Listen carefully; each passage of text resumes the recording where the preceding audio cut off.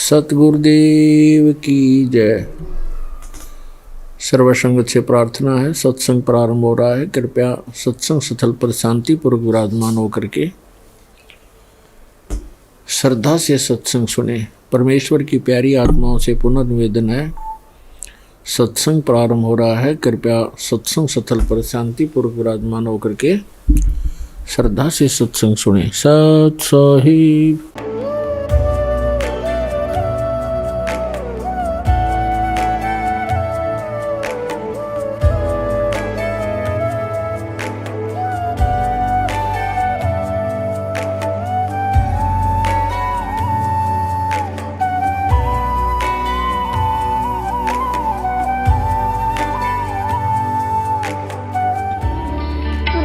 परमात्मा को पाने तथा उसका वास्तविक लाभ प्राप्त करने के लिए पवित्र बाइबल में प्रमाण है कि प्रभु ने मनुष्य को अपना ही स्वरूप बनाया।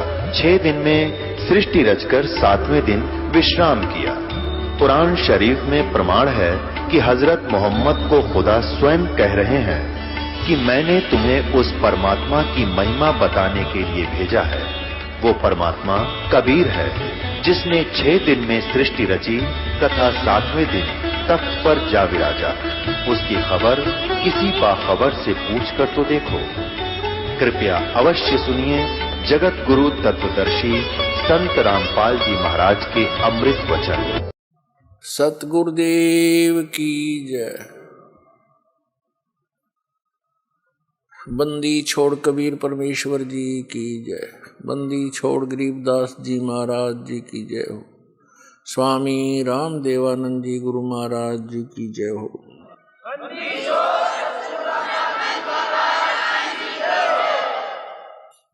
गरीब नमो नमो सतपुरुष को नमस्कार गुरु की नहीं।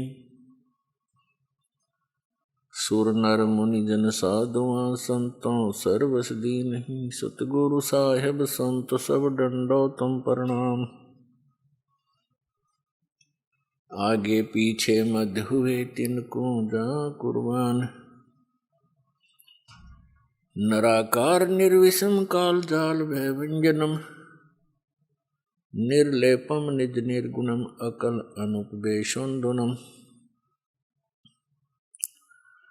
सोहम सुरति समापतम सकल समाना निर्तलय उज्ज्वल हिरंबर हरदमम बेपरवा अथाह। वार पार नहीं मदतम। ग्रीव जो सुमर सिद्ध होई गणनायक गलताना। करो अनुग्रह सोई पारस पद परवाना।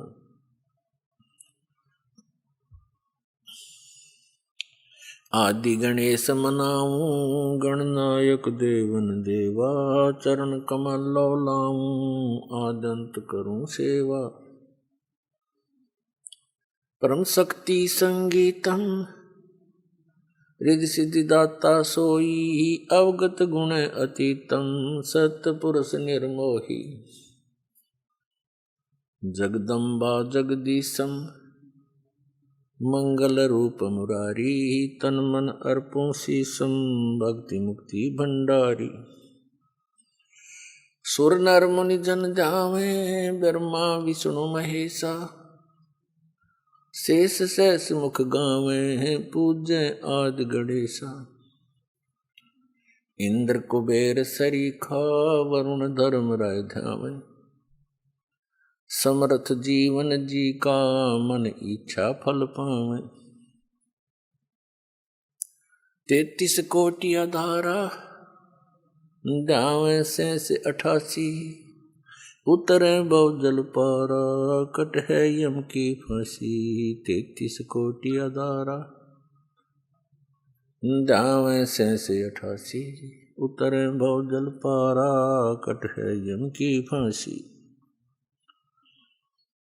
कर जोरूं विनती करूं धरूं चरण पर शीश। गुरु जी राम देवानंद जी महाराज ने दियो नाम बख्शीश। कोटि कोटि सिजदा करूं, कोटि कोटि प्रणाम। चरण कमल में राखियो, मैं बांधी जाम गुलाम। कुत्ता हूँ गुरुदेव का, रामपाल दास का नाम। गले प्रेम की जेवड़ी, झांखे चोभा जाऊं मैं। तो करो तो बावड़ू, दूर दूर करो तो जाऊं। जो राखो त्यों ही रहूं, जो देवो सो खाऊं। परम पिता परमात्मा पूर्ण ब्रह्म, सर्व सृष्टि रचनहार, सबके मालिक कबीर परमेश्वर जी की असीम रजा से, असीम कृपा से आप चंद पुण्यात्माएं परमात्मा की महिमा सुनने के लिए उपस्थित हुए।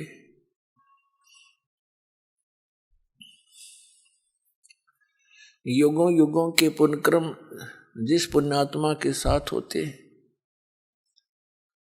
उनको सत्संग और संत प्राप्त होते। कबीर परमेश्वर जी ये हम सभी आत्माओं के हमदर्द हैं, ये हमारे अपने पिता हैं, और हम यहाँ काल के लोक में घने दुखी हो रहे हैं।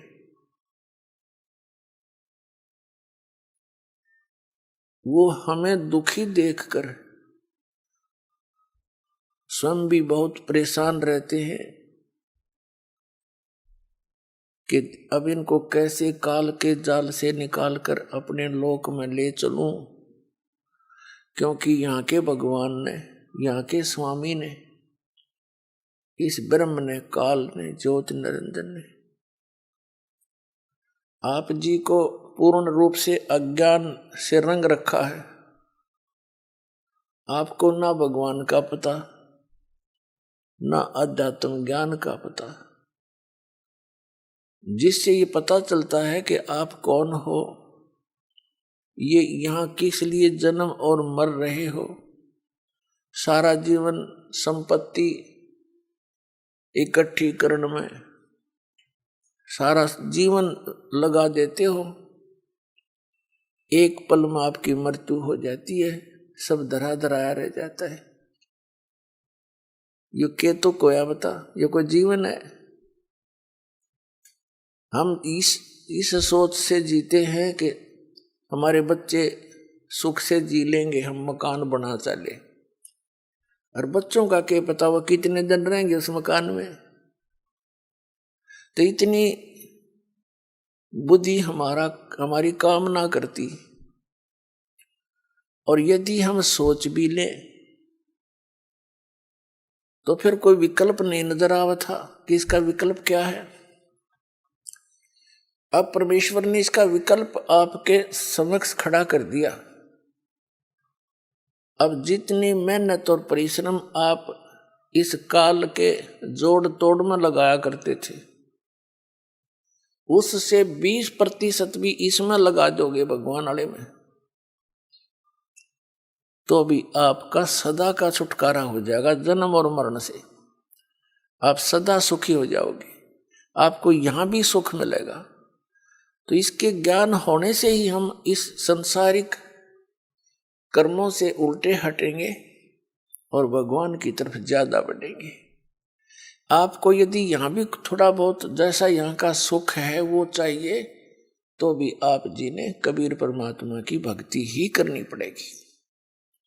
यहाँ भी सुख यही दे सकता है, आपके परिवार की रक्षा करेगा, आपकी रक्षा करेंगे, आपको भक्ति देंगे, आपके साथ साथ रहेंगे। जो जन मेरी शरण है ताका हूं मैं दास, और गेल गेल लाग्या फिरूं जब तक धरती आकाश। जो बच्चा गऊ की नजर में यूं साईं को संत, और भक्तों के पीछे फिरे वो भक्त वत्सल भगवान थे। जब आप इसकी शरण में आ जाओगे, इस दास से उपदेश ले लोगे, उसी दिन से परमात्मा आपका हाथ पकड़ लेगा। और जैसे माता पिता अपने बच्चे की प्रत्येक सुविधा का ध्यान रखते हैं, ऐसे रखेगा। अब परमात्मा हमें याद दिलाते हैं आकर के, और कहा करते अपने आप में उदाहरण दे देकर वो परमेश्वर हमें समझाने की चेष्टा करते हैं।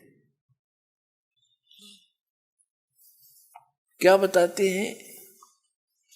मानत ना मन मोरा साधो, मानत ना मन मोरा रे, बार बार मैं ये समझाऊं जग में जीवन थोड़ा रे, बार बार मैं ये समझाऊं जग में जीवन थोड़ा रे। मानत ना मन मोरा साधो, मानत ना मन मोरा रे, बार बार मैं ये समझाऊं जग में जीवन थोड़ा रे, बार बार मैं ये समझाऊं जग में जीवन थोड़ा रे। इस काया का गर्व न करियो, के काला के गोरा रे, इस काया का गर्व न करियो, के काला के गोरा रे, बिना भजन कछु काम न आव चाहे, एतर छड़को चहु ओरा रे, बिना भजन कछु काम न आव चाहे, अतर छड़को चहु ओरा रे। मानत ना मन मोरा साधो, मानत ना मन मोरा रे, बार बार मैं ये समझाऊं जग में जीवन थोड़ा रे, बार बार मैं ये समझाऊं जग में जीवन थोड़ा रे। इस माया का गर्व न करियो, के हाथी के घोड़ा रे, इस माया का गर्व न करियो, के हाथी के घोड़ा रे, जोड़ जोड़ धन बहुत बटोड़ा, लाखों और करोड़ा रे, जोड़ जोड़ धन बहुत बटोरा, लाखों और करोड़ा रे। मानत ना मन मोरा साधो, मानत ना मन मोरा रे, बार बार मैं ये समझाऊं जग में जीवन थोड़ा रे, बार बार मैं ये समझाऊं जग में जीवन थोड़ा रे। दुविधा दुर्मति चतुराई में जन्म गया नर तोरा रे, दुविधा दुर्मति चतुराई में जन्म गया मन तोरा रे, अब भी आने में लो सत्संग में, करो गुरु ज्ञान पे गोरा रे, अब भी आने में लो सत्संग में, करो गुरु ज्ञान पे गोरा रे। मानत ना मन मोरा साधो, मानत ना मन मोरा रे, बार बार मैं ये समझाऊं जग में जीवन थोड़ा रे, बार बार मैं ये समझाऊं जग में जीवन थोड़ा रे। शरण पड़े को गुरु संभाले, जाने का बालक बोला रे, शरण पड़े को गुरु संभाले, जाने का बालक बोला रे, कह कबीर तुम चरण चित राखो, जो सुई में डोरा रे, कह कबीर तुम चरण चित राखो, जो सुई में डोरा रे। मानत ना मन मोरा, मानत ना मन मोरा रे, बार बार मैं ये समझाऊं जग में जीवन थोड़ा रे, बार बार मैं ये समझाऊं जग में जीवन थोड़ा रे। शरण पड़े को गुरु संभाले, जाने का बालक भोला रे, शरण पड़े को गुरु संभाले। जाने का बालक भोला रे, कह कबीर तुम चरण चित राखो, जो सुई में डोरा रे। कह कबीर तुम चरण चित राखो, जो सुई में डोरा रे। मानत ना मन मोरा, मानत न मन मोरा रे, बार बार मैं ये समझाऊं, जग में जीवन थोड़ा रे। बार बार मैं ये समझाऊं, जग में जीवन थोड़ा रे। अपनात्माओं, परमात्मा कबीर जी आपके लिए भटक रहे हैं, क्योंकि आप जी को तो नशा करा दिया इस काल ने, भांग पिला दिया झूठे रंग की, या झूठे सुख की भांग पिला दी, और आप इसमें इतने मदहोश हो गए, राम भूल गए, अपना गांव भूल गए, कहां से तुम आए थे। और इसी व्यवस्था में ये जीवन है यहाँ पर जीव का। किसी का बेटा मर गया, किसी की बेटी मर गई, कोई डाका मार गया, कोई चोरी कर रहा है, किसी की टांग कट गई, कोई लट्ठम लट्ठा, कोई मुकदमेबाजी। कोई प्राणी चैन से नहीं है यहाँ। एक रंग से लेकर राजा तक भी जीव को सुख नहीं। फिर क्या जीवन है ये? लेकिन ये आपकी पुनिशमेंट प्लेस है, यो आपकी सजा का स्थान है ये, और इसको आपने यहाँ फाइनल मान लिया। तो जब तक इस जेल से निकलने का कोई साधन नहीं प्राप्त था, तब तक तो व्यवस्था थी, अपनी मजबूरी थी। अब इस कैद से निकलने का अब ये तरीका बता दिया भगवान ने। इस परमेश्वर कबीर जी की शरण में आओ, इस दास के माध्यम से दीक्षा लो, और फिर परमात्मा आपका साथी होगा। कहते हैं, कर ले गुरु वकील मुकदमा भारी है। कर लो गुरु वकील मुकदमा भारी है। तो इब गुरु आपका वकील बनेगा इस जेल से आपकी मुक्त कराने के लिए। और वो धर्मराज के दरबार में, यानी यहाँ के न्यायाधीश के दरबार में जाकर आपकी वहां पर वकालत करेगा। उस धर्मराज को वो सारे विधान दिखावेगा कि ये है आपका विधान। श्रीमद् भगवत गीता अध्याय नंबर 18 के श्लोक नंबर 66 में कहा कि सर्वधर्मान प्रीतज माम एकम शरणम वर्ज, अहम तवा सर्व पापेभ्यो मोक्षामि मा शुच। इस दास के रूप में परमात्मा वहां खड़े मिलेंगे आपको तिरकुटी के ऊपर, और वहां से फिर आपको साथ लेकर जाएंगे उस धर्मराज के दरबार में, न्यायाधीश के, चीफ जस्टिस के दरबार में। और वहां कहेंगे ये देखो आपका विधान है कि सर्वधर्मान परित्यज माम, आपका भगवान कह रहा है, आपका राजा कह रहा है, मेरे सतर की सब पूजाएं मुझे छोड़ दे और फिर उसकी शरण में जा। आप इसका अकाउंट लो, आपके सतर की जो साधना इसने की है उसको जमा करो, इसको बरी करो। जैसे परमात्मा के पाने का, यानी इस जेल से छूटने का ये एक साधन है, एक तरीका है, एक प्रोसीजर है। ये प्रथम मंत्र आपको प्राप्त हो तब आपको यहां तक बरी कराएगा परमात्मा, आपके साथ चलेगा वैसे तो यहीं से, लेकिन जब आप मूल कमल में पहुंचोगे आपका जाप होगा।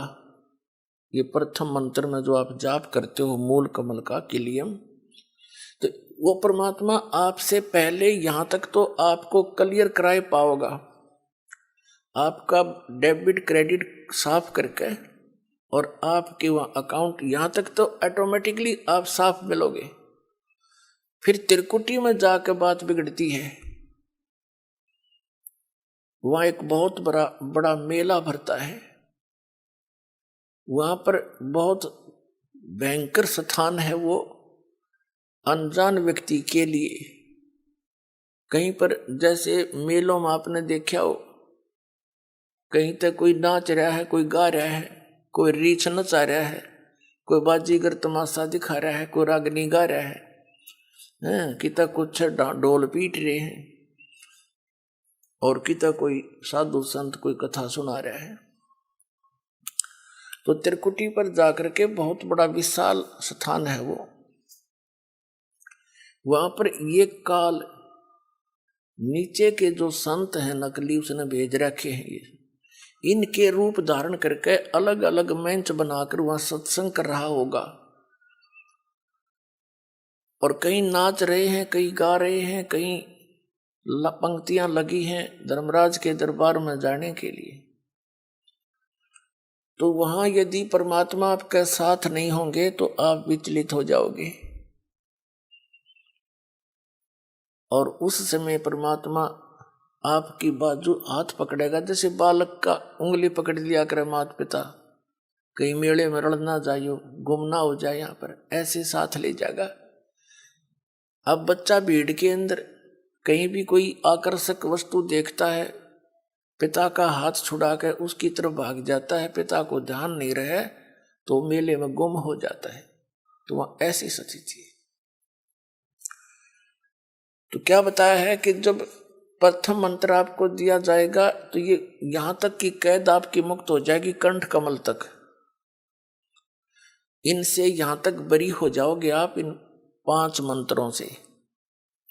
इसके साथ साथ जो 2 नामों की जो धन है आपका, वो आपको अलग से मिलेगा। आपके सतलोक जाने वाली कमाई में वो सहयोगी होगा, क्योंकि वो उस परम पिता का जाप है। इसलिए उस सारनाम की जो आपको मिलता है लेट, उसकी कुछ पूर्ति ये 2 मंत्र करते रहते हैं साथ के साथ। क्योंकि डॉक्टर को पता होता है कौन सी औषधि इस रोग में रोग काटने की और कौन सी इसके बॉडी को सपोर्ट देने की है। तो कंप्लीट कोर्स डॉक्टर ही जानता है, जो वेल नोन होता है। तो ये दास इस रोग का डॉक्टर है। इस पृथ्वी पर नहीं है कोई व्यक्ति और बस दास को ज्ञान है।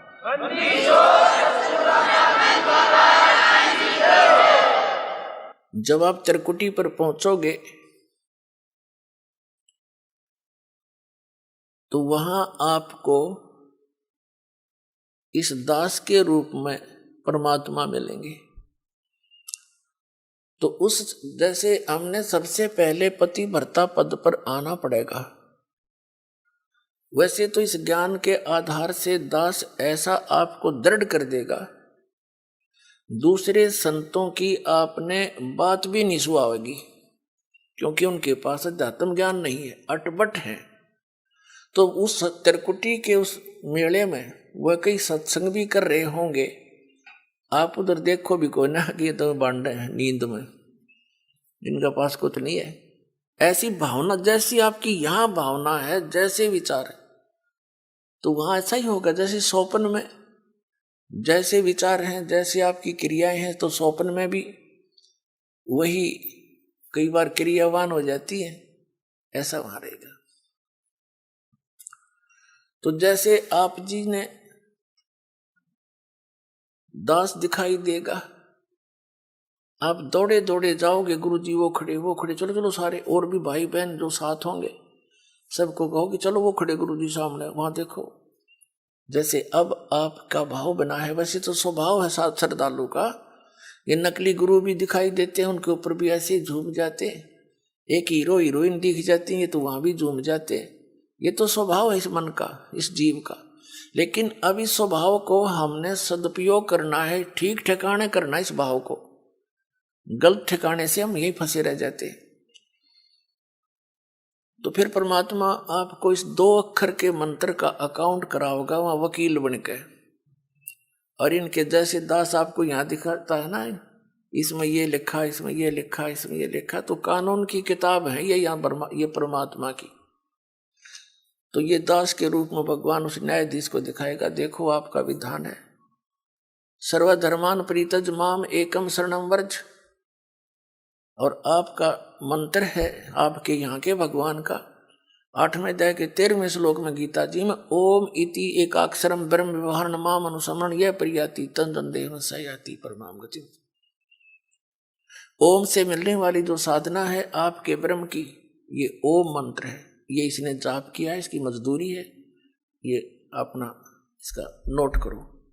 फिर ये 500 यज्ञ जो आप यहाँ करते हैं, इन 500 यज्ञ का अकाउंट भी इसी को देना होगा। वो सारे के सारे तैयार करके कागज तैयार रखेगा भगवान, उसके दरबार में जमा करा देगा। फिर कहेगा कि ये ओम नाम का जाप आपकी कमाई है, रुको, बाकी इसका अकाउंट क्लियर करो। 2 मिनट में साफ मिलेगा आपका, क्योंकि गुरु आपको यहां से लेकर और सतलोक तक आपके साथ रहेगा, यानी परमात्मा रहेगा इस दास के रूप में। तो इसलिए आपके विषय में बताया है।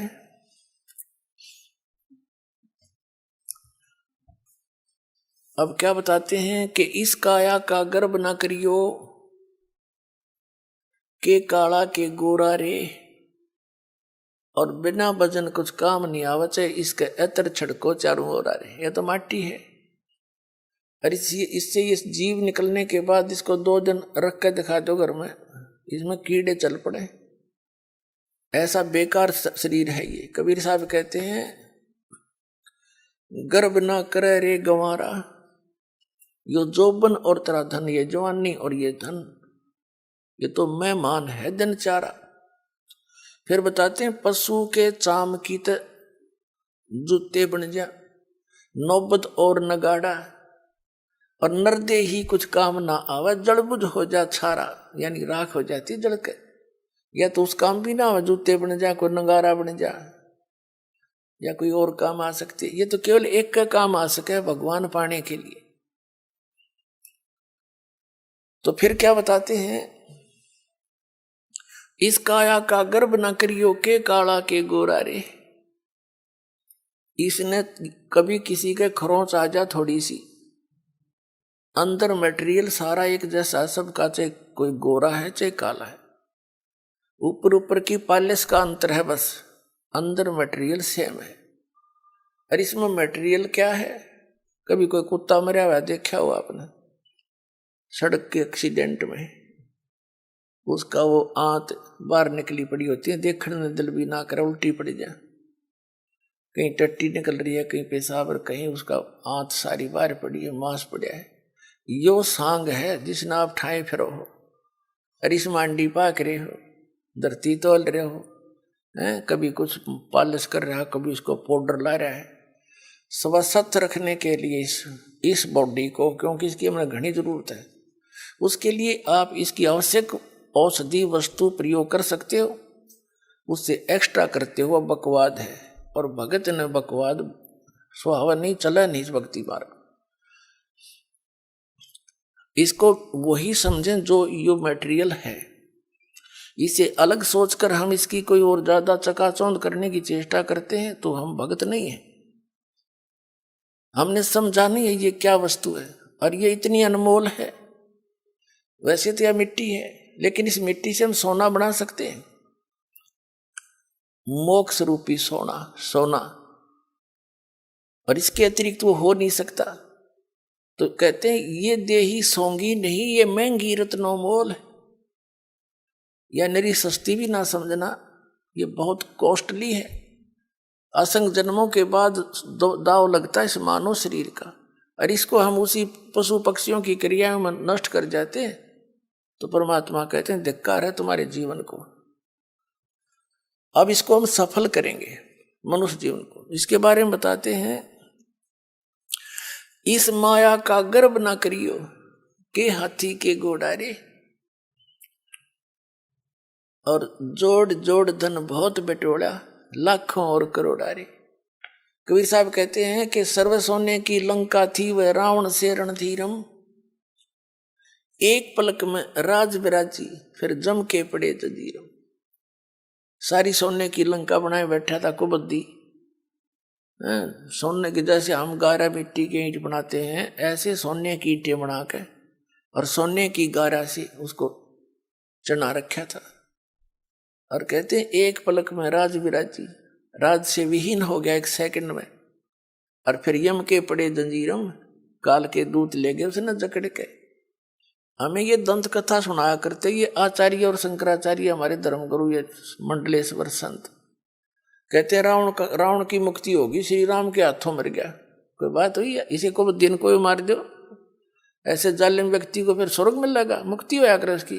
फिर भक्ति की आवश्यकता क्या रहेगी? राम तो मर जाते सारे, फिर राम ने अपना परिवार ना मारा एक भी, जब सद मुक्ति होनी थी। तो ये बकवाद गढ़ा करते, न ज्ञान था को नहीं, जनता को मूर्ख बनाकर अपना पीछे लगाए रखना इनका उद्देश्य था। अब बुद्धिमान हो, भक्ति करनी है तो विवेक से करो, न तो कोई फायदा नहीं डले डोण का। तो परमात्मा बताते हैं कि इस संसार की किस वस्तु की डिमांड करते हो आप? क्या मांगो कुछ स्थिर ना रहाई, और देखत नैन चला जग जाई। 1 लाख पूत 1.25 लाख नाती, उस रावण का दीवान बाती।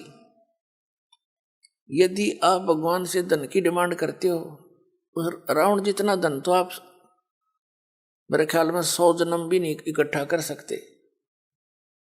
और एक पुत्र ना है किसी के, वो पुत्र डिमांड करता रहता है, बस ये मरे जाए, वो पुत्र वाली डिमांड ना पूरी होती इसकी।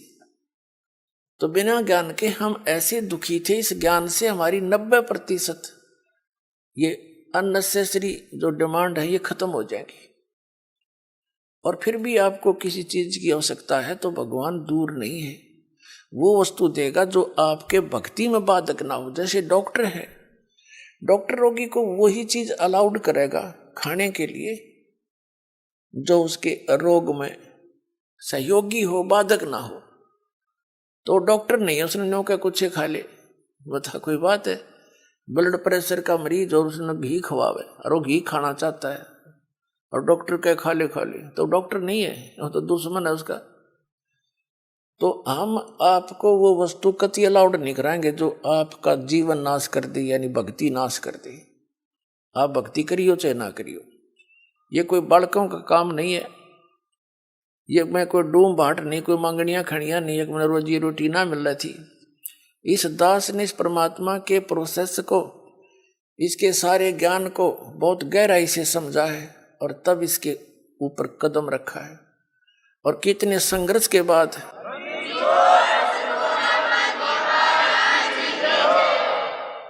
ये दास जूनियर इंजीनियर सिविल हरियाणा में नौकरी करता था, इरिगेशन डिपार्टमेंट। जब से ये ज्ञान हुआ, एक नारी तड़प बनी और ये सोचा करता था कि भगवान ये सभी मेरे जैसे दुखी हैं, सभी परमात्मा के लिए भटक रहे हैं। कोई सालासर जाता है, कोई वैष्णो देवी, कोई अमरनाथ के इतनी भयंकर पहाड़ियों पर चढ़ जाता है, वहाँ मर भी जाते हैं बर्फीले तूफानों से, फिर भी जाते हैं, अगले दूसरे हिचकते नहीं। और ये ज्ञान यदि आपके बच्चों तक पहुँच जाए, भक्ति तो न करनी है तो या अच्छी भक्ति करेंगे तो काम आओगे, तो डरे ढोरे।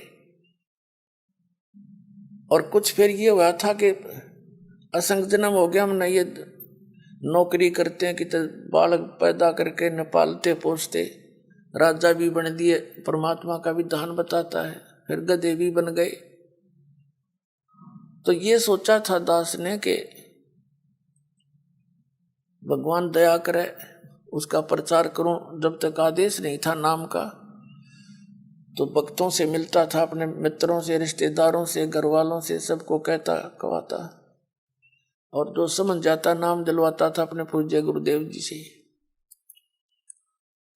फिर और मन में ये सोचा करता कि इस नौकरी ने छोड़ छाड़ के अपनी तो भक्ति करूं, इसमें तो सारा दिन सिर दर्द रहता है। लेकिन वो भी हमारी अपनी बालक वाली सोच थी। लेकिन परमात्मा का ज्ञान तो ये कहता है कि डेरे डंडे खुश रहो, खुश रे लेना मोक्ष, ध्रुव प्रहलाद भी पार हो गए, फिर गृहस्थी में के दोष। तो फिर दिल सा डटे था। फिर गुरुदेव ने आदेश दे दिया एक दिन के नाम दिया कर तू, आज से मेरा आशीर्वाद तेरे साथ होगा। विश्व में तेरे समान संत नहीं होगा। मैं उनके मुंह की तरफ देख रहा था।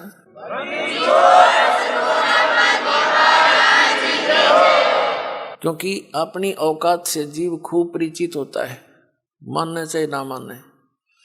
मुझे अपनी सतीथि का पता था कि जितना वजन इन्होंने दास पर रख दिया इस योग्य नहीं है, फिर भी मेर है उनकी, गुरु मेर करें तो कागज हंस बना दे। तो उन्होंने कहा तेरे साथ रहूंगा, चिंता मत करना।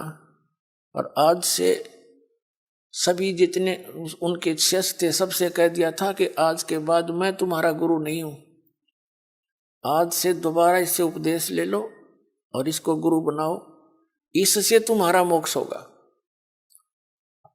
अब यह बात भी नहीं हमारे गले उतरे थी कि उन तो मौज है उनकी।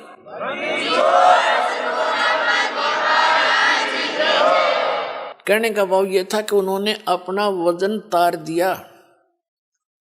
क्यों? उन परमात्मा के हंस थे वो खास और सुनियोजित तरीके से इस बिचली पीढ़ी तक ये मूल धन लाना था हमने, और वो उनको उनके से द्वारा पार नहीं होने थे, ये पार इस दास के द्वारा होने थे। इसलिए उन्होंने अपना पल्ला झाड़ दिया और अपना वजन कति खत्म कर दिया। मैं तुम्हारा गुरु नहीं हूं, अब ये है वो गुरु जिसकी तुम्हें आवश्यकता है। छुड़ानी के अंदर उन्होंने स्पेशल ब्लॉक सबको सामने कह दिया था। तो बुद्धिमान व्यक्ति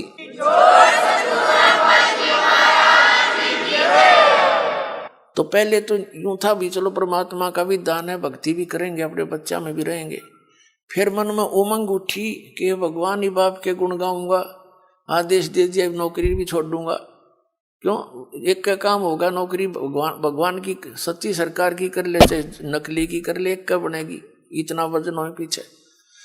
तो फिर ये पाठ सत्संग की अधिकता होगी। सन 1995 में दास ने सर्विस त्याग दी और खुशी मनाई थी कि वहाँ चलो असंग जन्म का झंझट था, इब निमट गया, अपना भक्ति करूंगा, अच्छे भगत मिलेंगे, सब ते प्यार तरह करेंगे, ज्ञान सुनाया करूंगा। अब मैंने सोचा था कि अब मैं चैन से रहूंगा। अब इसमें देखा इस जितना झंझट की तरह पाया कोई ना। साची को कबीर साहब कहे हैं, साची को और मारना है, भला करूं और बुरा बतावें। वो नए सिरे तो और संघर्ष शुरू हो गया।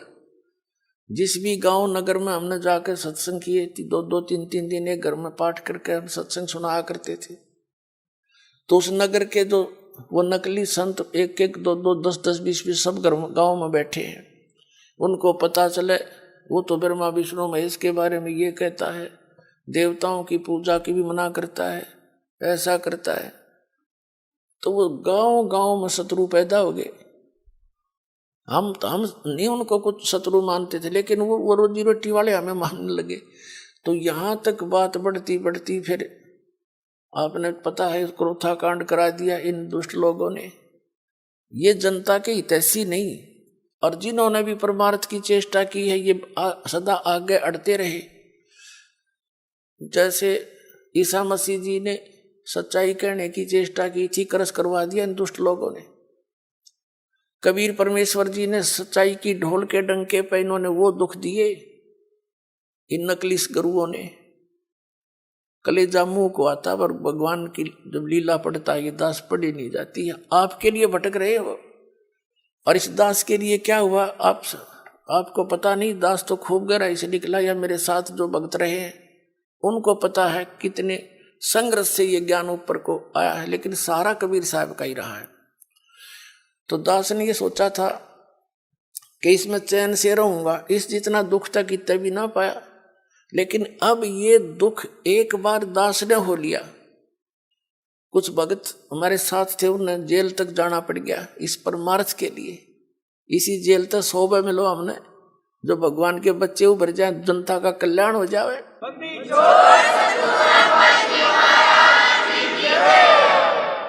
तो उस दिन से लेकर आज तक वो संघर्ष जारी है। लेकिन अब परमात्मा की दया होगी कि परमात्मा के बच्चे इन प्रमाणों को देखकर अब इनका यो ज्ञान समझ में आ गया, इन्हें सो आ गया। पहले तो सुआ हुआ ही नहीं था, टीवी ऑन करे थे और यूं पता ये सुनने को मिल जाए ब्रह्मा विष्णु महेश नासुआ ने टीवी बंद कर दिए थे, 36 गाल दास ने दे थे।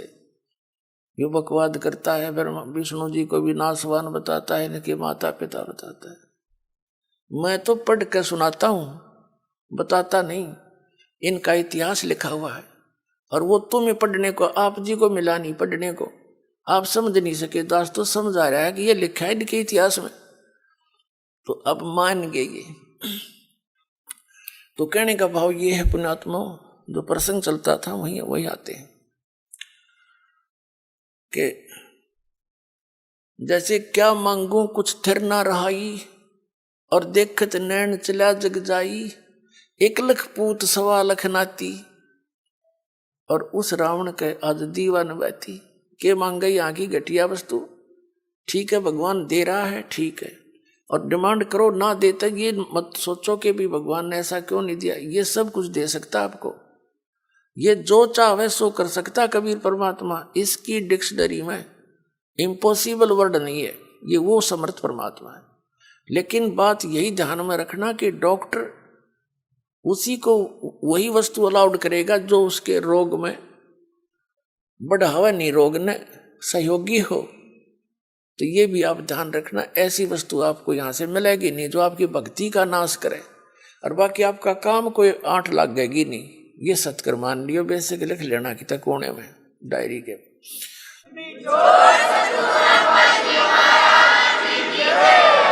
तो क्या बताते हैं कि दुविधा चतुराई, दुविधा दुर्मति चतुराई में जन्म गया नर तोरा रे, और अब भी आन मिलो सत्संग में, और करो गुरु ज्ञान पे गौरा रे।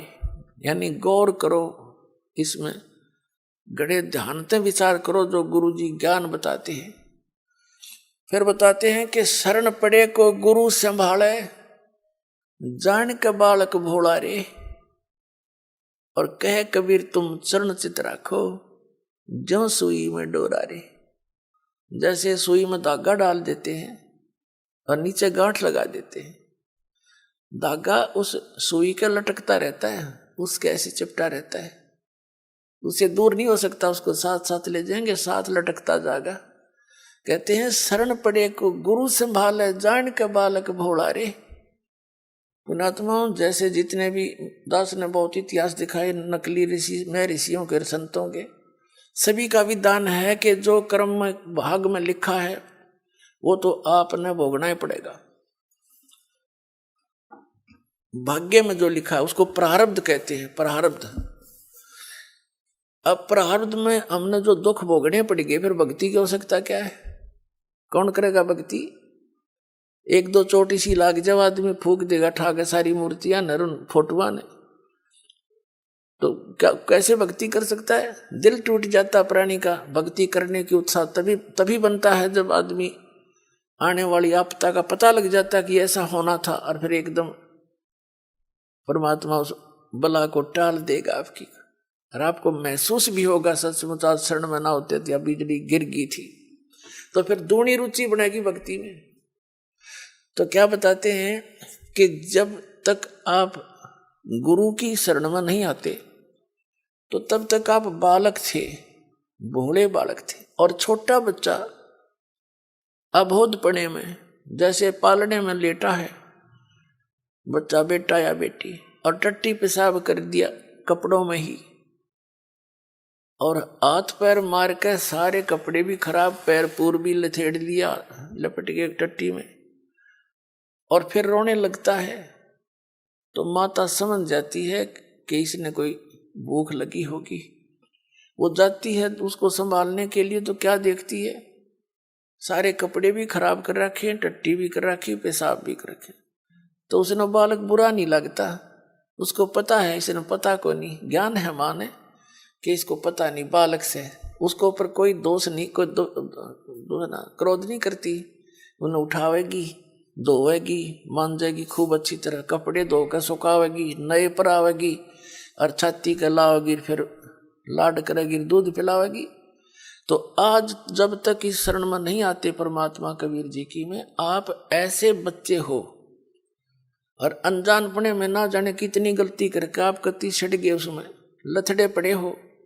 लेकिन कहते हैं शरण पड़े को गुरु संभाले और जान का बालक भोला रे। कह कबीर तुम चरण चित राखो जो सुई में डोरा रे। आपका इतना काम है।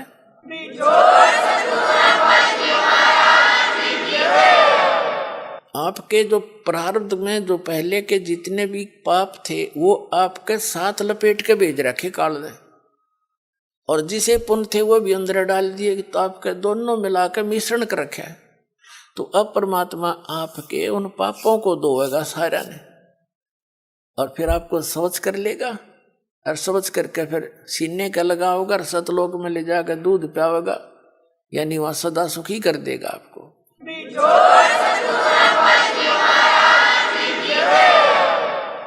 शरण पड़े को गुरु संभाल जान का बालक भोरा रे।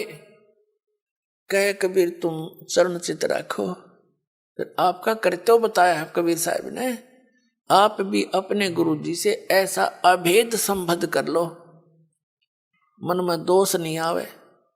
जिस दिन आपके गुरु जी के प्रति कोई विकार आता है, यानी कोई कमजोरी झांकते हो गुरुदेव के अंदर, तो उस दिन आपका नाम खंडित हो जाता है। और काल यही चाहता है कि ये एक बार संत से इसका कनेक्शन कट जा, फिर यो कितने धक्के खाए जाइयो। कहीं तेरा लंबा चौड़ा क्षेत्र है इसका, तो फिर इसको यही उलझा कर मार देता है। तो परमात्मा कहते हैं द्वार धनी के पड़ा रहे, धक्के धनी के खावे, 100 काल जगजोल ही पर द्वार छोड़ नहीं जावे। एक ये फाइनल फार्मूला है इस भक्ति मार्ग में। इस परमात्मा कबीर जी के धनी के द्वार पर पड़ा रहे और इसी के धक्के खावे, 100 काल जगजोल ही। कितना ही काल आपको झटके देता दिखे, पर परमात्मा से दूर नहीं होना, यह बहुत बड़ी भूल हो जाएगी आपकी।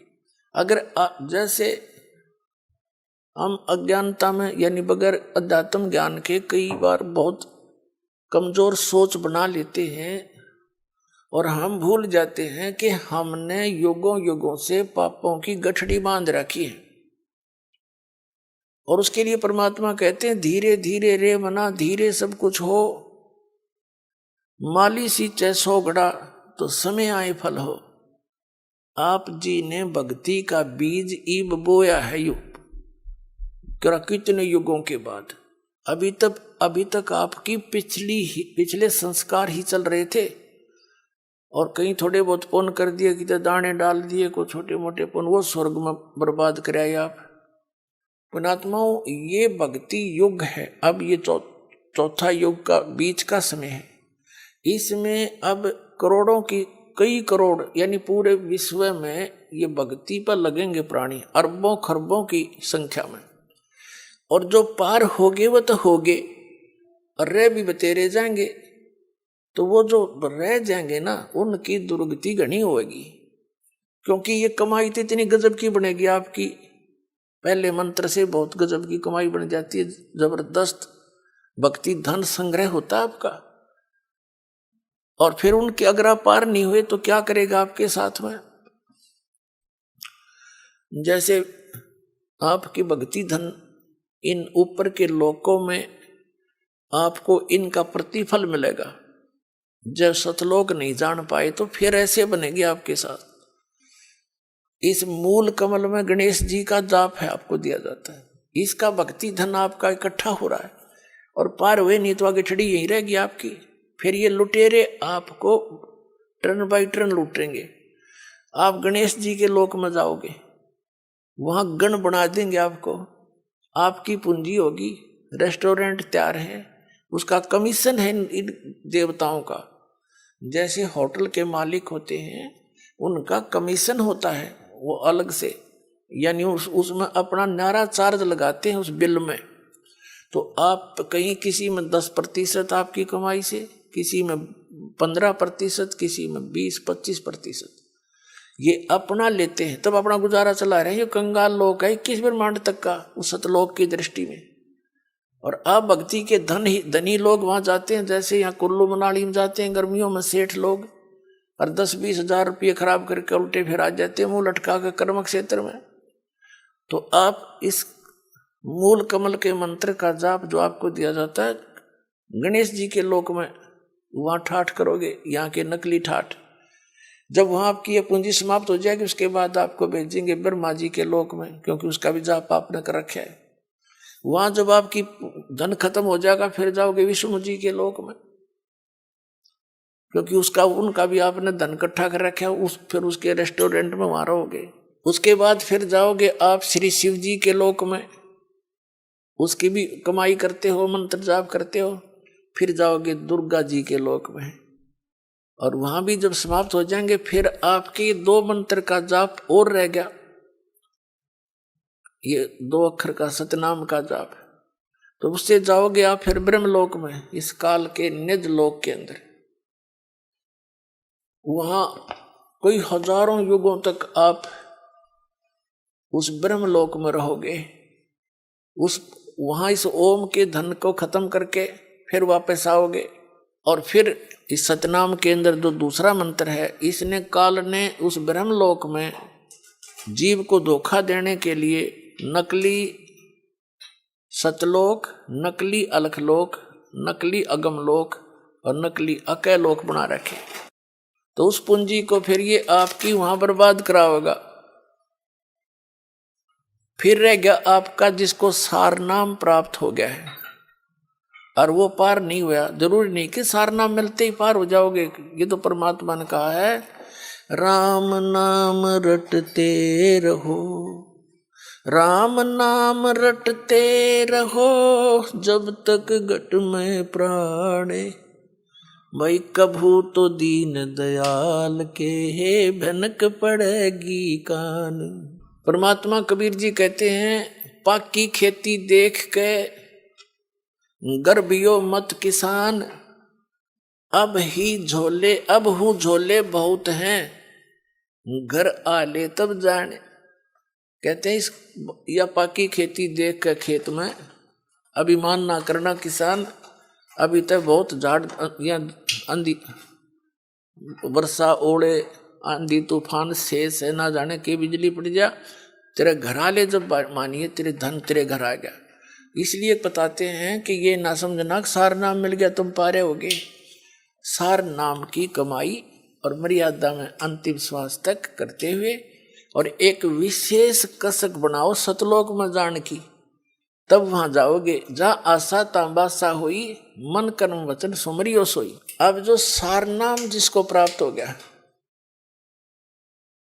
वो सार नाम प्राप्त प्राणी को एक विशेष बेनिफिट मिलेगा।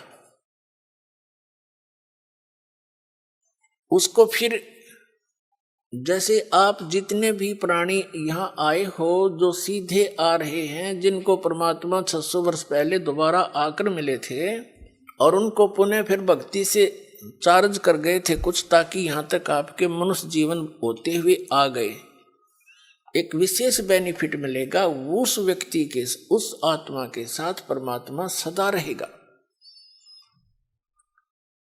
लेकिन पार तो होगा इसी समय में, जैसे अब आप ये है वो स्वर्ण युग, ये स्वर्ण युग है इस मोक्ष का, तो पार तो होगा इस समय वो, लेकिन परमात्मा उसके साथ रहेगा।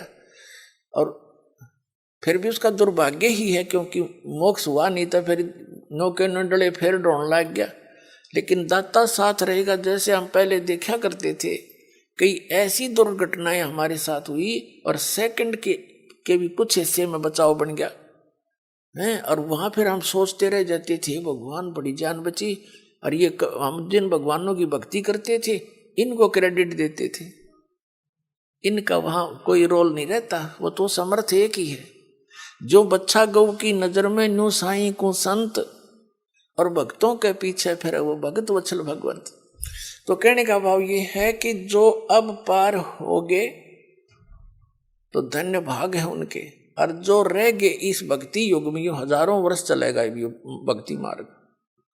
ज्ञान एक रह जाएगा, समाधान भक्ति एक ही रह जाएगी। पूरे विश्व में एक रस हो जाएंगे तो भक्ति बहुत आसानी से बनेगी सबकी। फिर अब तो एक भक्त ने ये ज्ञान जाना है, समझा है, घर में विरोध शुरू हो जाता है, घर वाले आंख दिखाने लग जाए, नो के तू के पैदा हो गया, तने हमारी सारी मर्यादा तोड़ दी, तो कुछ भी पूजा नहीं करता, इन योर साधनाएं कुछ भी नहीं करता। तो इसलिए हमारी अभी भक्ति जो है झटकम पटकम चल रहे हैं, हम बस हंगासा कर रहे हैं, लेकिन ये हम चलते रहेंगे तो वो सेट हो जाएंगे। उनको मानना पड़ेगा, उनके साथ ऐसी घटनाएं घटेंगी और फिर यहाँ आते ही राहत मिलेगी, तो वो आपके साथी हो जाएंगे। और फिर जब एक रस हो जाएंगे हम, जैसे कोई सिख धर्म में जन्मा है तो सारे ज्ञान से जितना उनको ज्ञान उससे परिचित सब यस नो प्रॉब्लम। जैसे हिंदू धर्म में जन्मा है, जो कुछ भी उसके ज्ञान है, जो क्रियाएं सब कर रहे हैं, नो प्रॉब्लम। तो फिर ये सारा कुछ ज्ञान एक हो जाएगा, एक मर्यादा, एक साधना, एक ही परंपरा हो जाएगी, फिर नो प्रॉब्लम। फिर तक जितने सांस लोगे परमात्मा की तरफ ही होंगे। बहुत आसान मोक्ष है, सबसे आसान काम यहाँ से मुक्ति पाना है, जो आज तक पहाड़ बन रहा था। इस सीधे से इस मंत्रों से काम करते करते भक्ति करो, प्यार से रहो, सबको दुखी जानो, यहाँ सभी दुखी हैं, यहाँ सब लावारिस हैं, ये समझ लेना आप। लेकिन कद समझ में आओगी वो थोड़ा टाइम लगेगा। हम सब लावारिस हैं, हमारा वारिस सतलोक में है और हम अपनी गलती करके इस काल का फंस गए। ये तो विलियन है, हर तरह से धोखा देकर हमसे सब क्रियाएं बाई फोर्स करवा रहा है। किसी भी कार्य को देख लो आप, संतानोत्पत्ति बाई फोर्स कराता है, इतनी वासना पैदा कर देता, बलात्कारों तक कर जाते हैं दुष्ट लोग। तो कोई बात है या? और इसी कोई भी कार्य आप देख लो, सारा विवश करके करवाया जा रहा है, ये नहीं करोगे तो ऐसा नहीं होगा, ऐसा नहीं करोगे तो ऐसा नहीं होगा। और वो सतलोक है जहाँ पर आप जिस सुख की यहाँ खोज कर रहे हो वहाँ मिलेगा। जैसे यहाँ हमने कहाँ तक कोशिश कर ली, रिमोट लगा लिए टीवी चलाने के, अंगूठा नहीं काम ना करना पड़े, मौज करें। लेकिन क्या एक रिमोट से काम खत्म हो गया? तो ये हमारी चेष्टा है कि हम काम थोड़ा करें, सुख गणा हो, धन गणा मिले, सुविधा सारी हो, और काम करना नहीं हो। हम बच्चों को इसलिए पढ़ाते हैं अच्छे अफसर बन जावे हैं, काम थोड़ा और धन गणा, और आराम से रहेंगे। आराम रूम तो उसने है नहीं, मुझे पता कितना आराम है नौकरी वाले ने, सारा दिन टेंशन में रहता है वो, जितना बड़ा अधिकारी बनता चला जाता। पर हम तो गधे हो गए, इन दुखों ने सहन करने के आदि बन गए, सहन मस्ती मान रहे हैं। झूठे सुख को सुख है ये मान रहा मनमोद, ये सकल से बिना काल का कुछ मुख में कुछ गोद। तो कहने का भाव ये है कि जो सतलोक में सुख है, हम उसकी तलाश यहाँ कर रहे हैं। ये सुख साख तो किसी को है नहीं। तो प्रसंग चल रहा था, हम वहीं आते हैं कि परमात्मा हमारे लिए भटक रहे हैं। अच्छा, फिर हम क्या होगा? जैसे अब क्या बताते हैं कि इस ज्ञान के आधार से यहां कोई रह भी जाएगा, रह तो जाएंगे कुछ लास्ट से में, तो फिर क्या होगा? परमात्मा कहते हैं अभी जैसे इस भक्ति युग के दौरान और कोई नाम टूट गया किसी कारण से, उसने गलती कर दी। देखो, दो प्रकार से विमुख होते हैं। एक तो गुरुद्रोही बन जाता है, उसको तो भगवान संभालता नहीं, उसको तो कई हजार युगों तक मनुष्य जीवन नहीं मिलेगा फिर। और जो वैसे गलती से कर जाता है, गफलत कर जाता है, भक्ति करता करता छोड़ दिया, तो उसने अपना काम बढ़ा लिया। फिर वो जाएगा, जैसे आपको बताया पहले गणेश जी के लोक में, वहाँ अपने जीवन पूंजी नाश करेगा भक्ति की। फिर जाएगा ब्रह्मा जी के लोक में, फिर विष्णु जी के लोक में, फिर शिव जी के लोक। तो यहाँ परमात्मा ने एक ऑप्शन और बताई है आपको। कहते हैं शिव मंडल ब्रह्मापुरी चाहे विष्णु लोक में हो, हमरे गुण भूले नहीं तो आन छुटाऊं तो। कितना कितना रहम किया आपके ऊपर। कहते हैं यदि तू गलती से और बीच में गफलत कर गया, फिर पहुंच गया विष्णु लोक में, शिव के लोक में, कहते वहां तेरा फिर याद आ जा कि मैं तो गलत आ गया, ये तो पहले बताया करते गुरुजी, या तो मेरी पूंजी नाश होएगी, मेरा तो काम बिगड़ गया सारा। कहते वहां भी जो हृदय तो रोएगा ना तू, तुझे वहां से भी छुटवा लाऊंगा और पुनः मनुष्य जन्म दिवा के तुझे फिर से लाइन में ला दूंगा। इतने दयालु हम जी छोड़।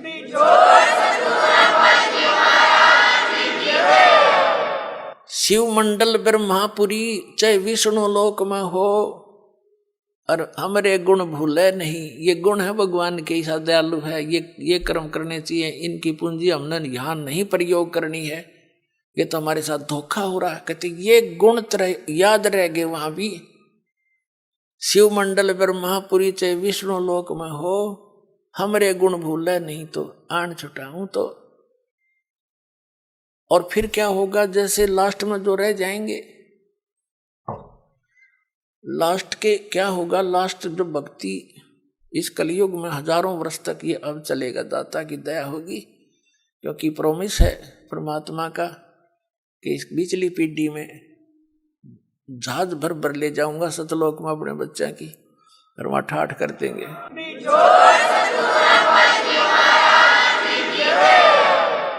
और पिछले लास्ट वाले फिर धीरे धीरे धीरे धीरे भक्ति कम होती चली जाएगी, गफलत में आते चले जाएंगे, सुख घना होगा। क्योंकि यहाँ पर सतयुग जैसा माहौल एक बार फिर बनेगा, और यो सुख भी इस जीव का दुश्मन है। कबीर साहब कहते हैं कि सुख के माथे पत्थर पड़ो, जिसते नाम हृदय ते जावे, और बलिहारी व दुख के जो पल पल नाम रटावे। कबीर साहब कहते हैं, हमें उदाहरण देते हैं कि इस यहाँ के नकली सुख में अंधे ना होना। कबीर साहब कहते हैं, आग लगाए से सुख के, जिस तो भगवान ते दूर हो जावा। ये परमात्मा ऐसा सुख ना दिए जिस तो आप ते दूर हो, और ऐसा दुख बनाए रखना जिससे आपकी याद बनी रहे। बलिहारी व दुख के जो पल पल नाम रटावे। तो इस प्रकार परमात्मा हमें अपने उदाहरण दे देकर समझाते हैं कि यहाँ क्या सुख की ज्यादा डिमांड करने की आवश्यकता नहीं है। जब सुख घना हो जाता है, ये जीव परमात्मा से दूर अवश्य होता है। आप देख लो कितना बड़ा सेठ हो, ठीक है, कभी महीने 6 महीने में कितना माथा टेक आया, 10,000 रुपये दे आया, बस इतनी सी रह जाती है इनकी। ऐसे मंत्री हैं, मुख्यमंत्री हैं, प्रधानमंत्री हैं, इन मास्ता से है भगवान की पर भक्ति नहीं कर सकते ये। ठीक है कि माथा टेका हुए हैं फॉर्मेलिटी सी, क्योंकि जीव है भगवान के लिए तो रह ही नहीं सकता। तो वो भगवान अगर इस मार्ग पर उनको लगाना चाहो, आज नेड़े भी ना हो, उन्हें तो बकवाद चाहिए। अच्छी बढ़िया बढ़िया कोठी, लंबी कार, सामने घूटी छूटी कल्बा में बकवाद करनी, तो ये छोड़नी पड़े, तो वो छोड़ नहीं सकेंगे। वो जब छोड़ देंगे जब गधे बन लेंगे फिर को मार छुटवा होगा उनकी सारी।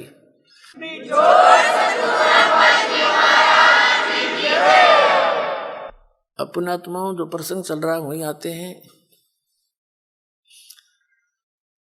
अब क्या बताते हैं, जैसे प्रसंग ये चला है कि आप जी इस परमात्मा के शरण में आए हो, और आप कुछ धर्म पुण्य भी करते हो, क्योंकि हर तरह से ज्ञान दिया जाता है। और आप ये सोचते हो कि भी कई बार ऐसा सोच लेते हैं कि मैंने जो है ना नाम लिए भी इतने दिन हो गए, सतनाम भी मिल गया, पाठ भी करा दिया, ज्योति भी चढ़ा दी, और फिर भी कोई ना कोई आंट अडांस, यानी कोई ठीक होगी एकाधी तो हमारे कर्म की कोई इनको बनी ही रहती है, इतने पाप हमारे इकट्ठे। तो वो ये सोचे, कई तो ऐसे पता लगा जब अब तो इतना ध्यान नहीं रहता दास को, क्योंकि संगत ज्यादा होगी, भगवान के बच्चे बहुत हो गए। पहले 100-200 भगत थे शुरू में, और उनको इतने सुख दिए परमात्मा ने, अपने मुंह से बताया करते, उनकी जीभ का जुबान का थूक सूख जाता था सुख बताते बताते। और फिर वो आना ही छोड़ जाते, उनसे पूछा करता अन्य से वो नहीं आए क्या हुआ। वो जाकर पता करते, आपको याद कर रहे थे गुरुजी, आप आए नहीं सत्संग में। तो वो क्या कहते थे कि हमने तो यह चीज मांगी थी, एक वह हमने मिली नहीं। अब परमात्मा कहते हैं, और साथ में ये उलाना दे, हमने पाठ भी करा लिया, 1 साल हो गया, नाम भी ले रखा था, ये ऐसे ऐसे हमारे साथ ऐसे हो गया। तो उनको फिर भगत समझाया करते थे कि आपको ये सुख भी हुए थे। कहा ये तो हुए थे, पर यूं तो ना होया, और तो हुए थे पर एक ना होया। अब कहने का भाव ये पुण्यात्माओं, ये भी ज्ञान की कमी के कारण मार खा जी। तो दास की चेष्टा ये रहती है कि आपको अध्यात्म ये संपूर्ण ज्ञान करवाऊं, और संपूर्ण ज्ञान होए बिना आप भक्ति नहीं कर सकते। कबीर साहब कहते हैं ज्ञान संपूर्ण होया नहीं और अर्धा नहीं छदाया छदावे, और देखा देखी भक्ति का यो रंग नहीं चढ़ ठहरावे।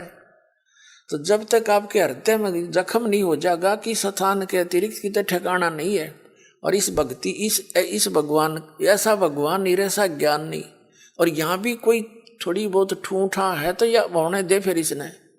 इसका कारण क्या है कि जैसे इस तरह के अनजान व्यक्ति कह ही देते हैं, ये भी कर दिया जी, ऐसा हो गया जी, ऐसा नहीं हुआ मुझे। तो एक विचार करने की बात है। सर्दी के अंदर,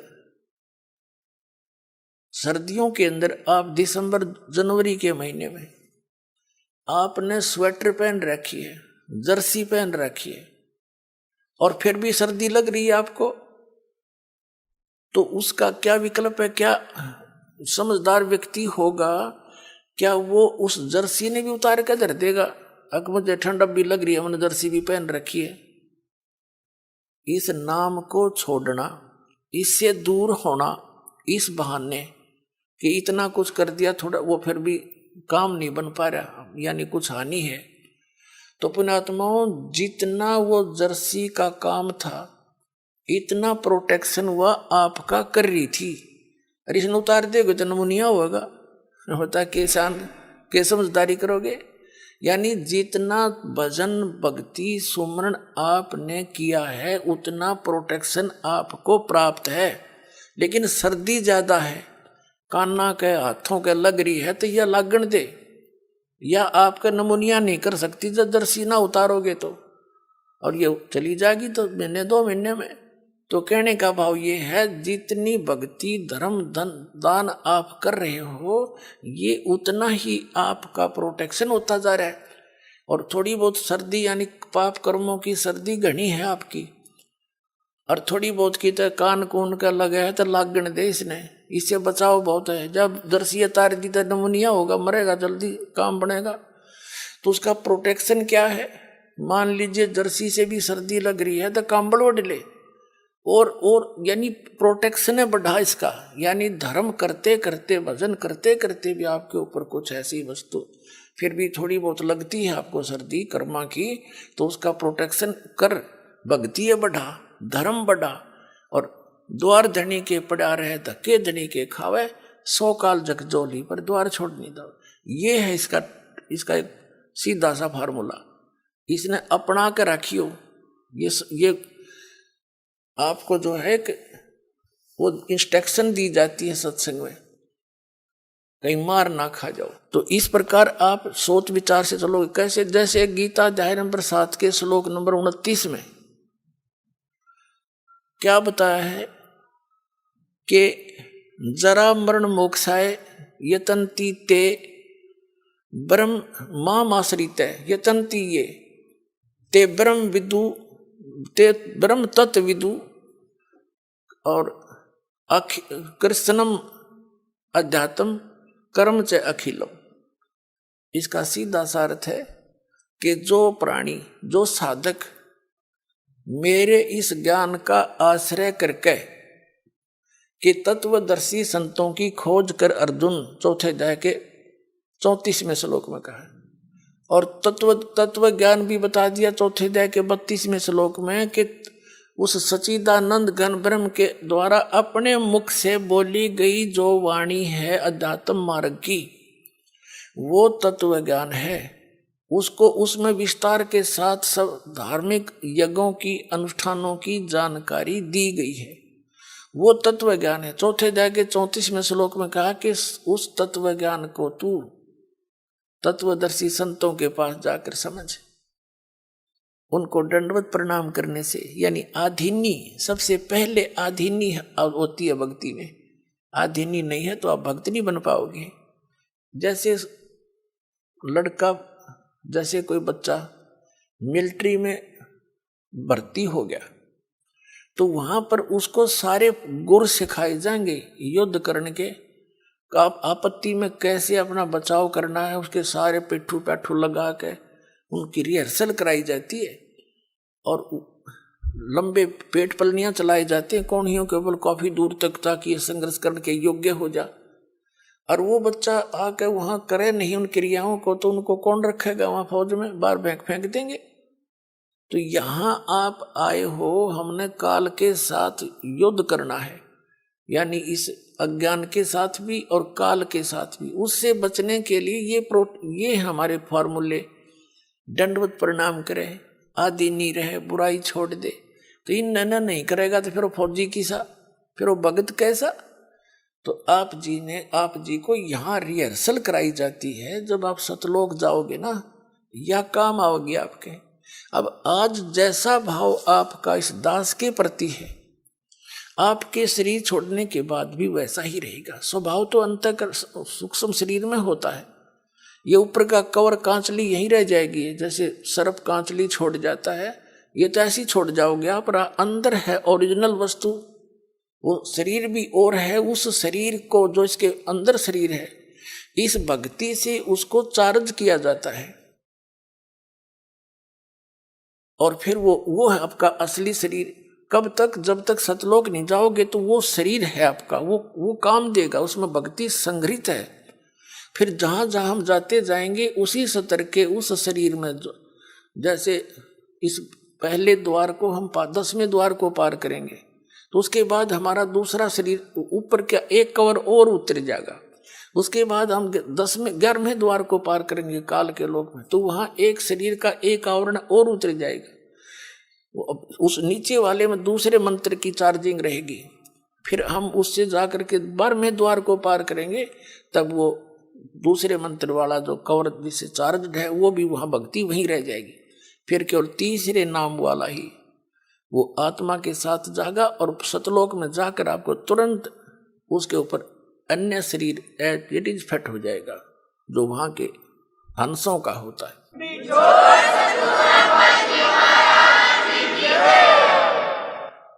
तो यहाँ क्या बताया है? परमात्मा पाने के लिए हमने फार्मूले जो गुरु बता रखे भगवान ने, उनको अपना के चलना पड़ेगा। तो क्या बताते हैं कि कहे कबीर तुम चरण चित राखो जो सुई में डोरा रे। तो गुरु जी के प्रति आपकी धारणा ऐसे अभेद अटूट हो जानी चाहिए, आपकी श्रद्धा। तो प्रसंग चल रहा है कि सबसे पहले उसने बताया कि आधीनी से उनसे प्रसन्न करना तत्वदर्शी संतों से। फिर वो तत्वदर्शी संत तुझे वो तत्व ज्ञान बताएंगे। फिर 7वें अध्याय के 29वें श्लोक में हम फिर आते हैं।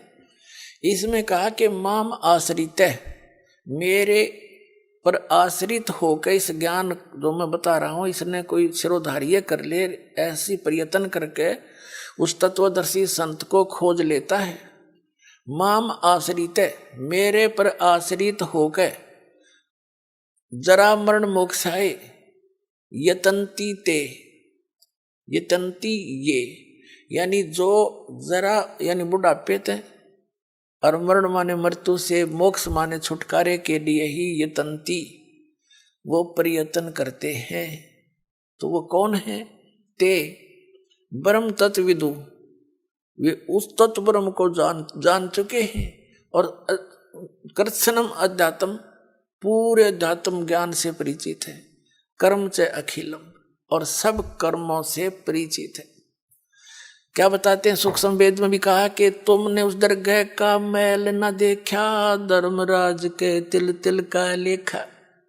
तुमने उस दरगह का महल नहीं देखा, तुमने उस धर्मराज के उस न्यायाधीश के दरबार का पता नहीं।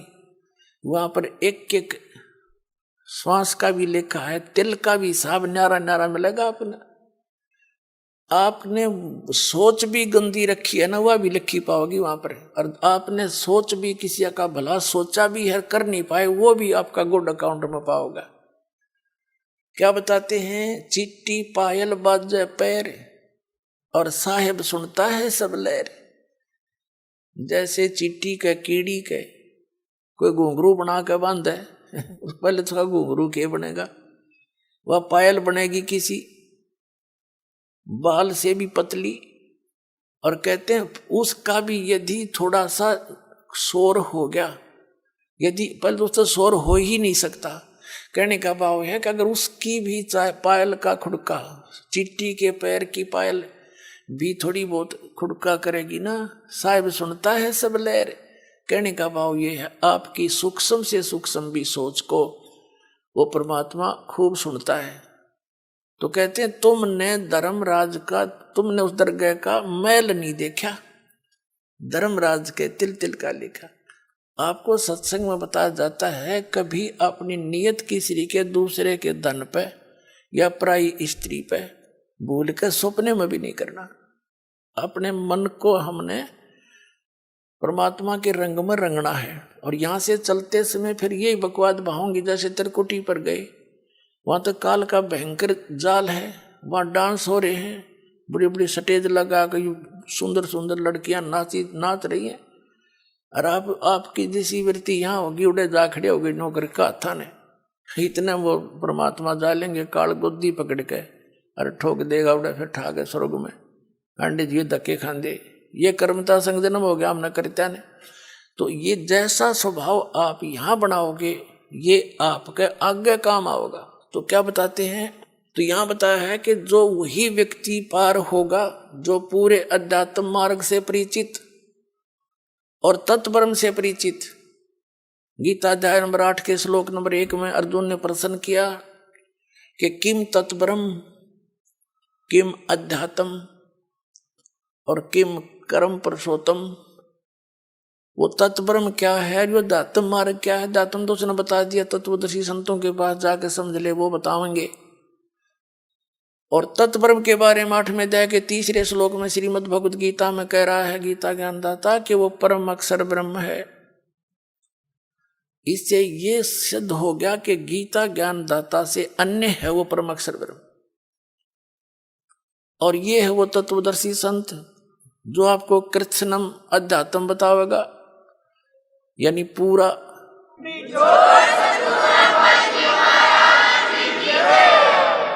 कबीर साहब कहते हैं मां मुंडो उस गुरु की जिसते संशय ना जा। कहते धिक्कार ऐसे गुरु से जिसका आपका शंका निवारण नहीं होता और आपका जीवन नाश हो जाता है। तो क्या बताया है इसमें कि जो कबीर साहब कहते हैं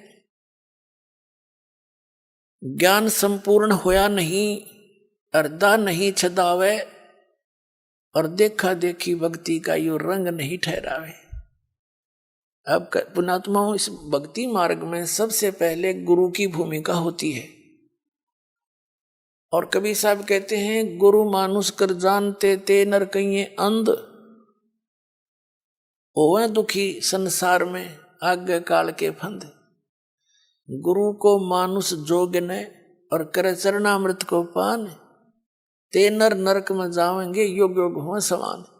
यानी वैसे जैसे गुरुजी को आपने एज ए गॉड ट्रीट करना है।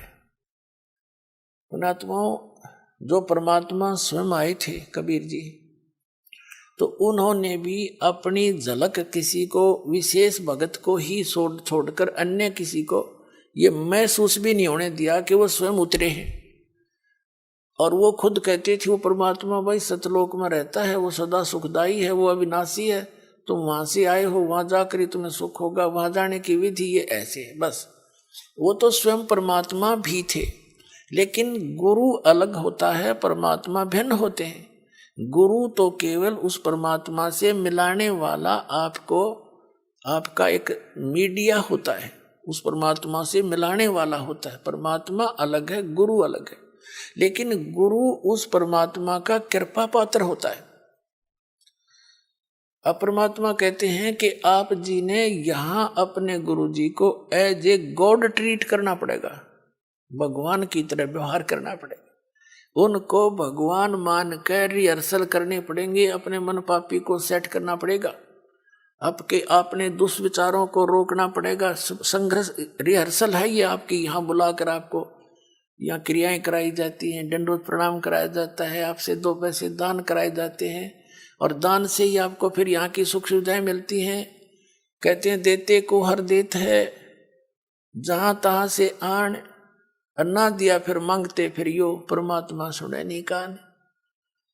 तो जब तक हम दान नहीं करेंगे, धर्म नहीं करेंगे तो आपको देगा कहाँ से? जैसे आप देखते हो एक तो कारों में चलता है और एक भीख मांगता फिर रहा, कागज चुग गए, अब वो दिए बाबा को चौनी ना दे, सैकड़ा में एक आधा को दे, जा 2 रुपये मुश्किल दे। तो कहते हैं देते को हर देत है। आज एक व्यक्ति के ठाठ हैं आगो तो आगो, यहाँ झूठे, इस झूठी यहाँ के ठाठ जो है, कार भी है, कोठी भी है, फैक्ट्री भी लगा रखी है, तो वो पिछले जन्म का पुण्य है उसका।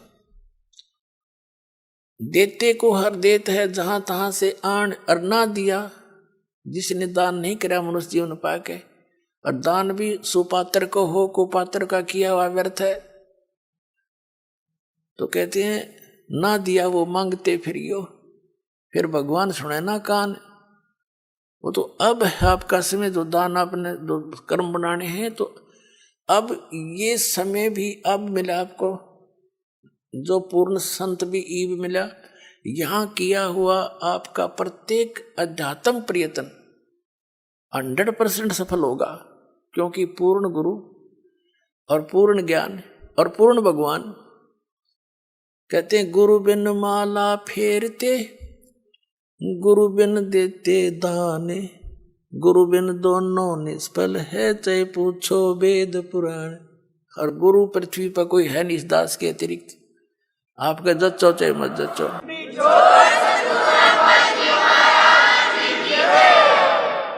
आपको यकीन हो या ना हो, ये सच्ची बात समझ लेना। बुद्धिमानों को तो यकीन हो ही चुका होगा, ये सारे दिखा दिए किसे गुरु थे।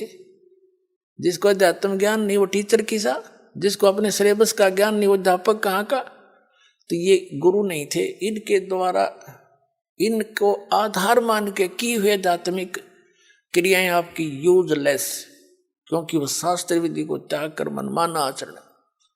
तो शास्त्र अनुकूल साधना और अधिकारी इस दास को बनाया है।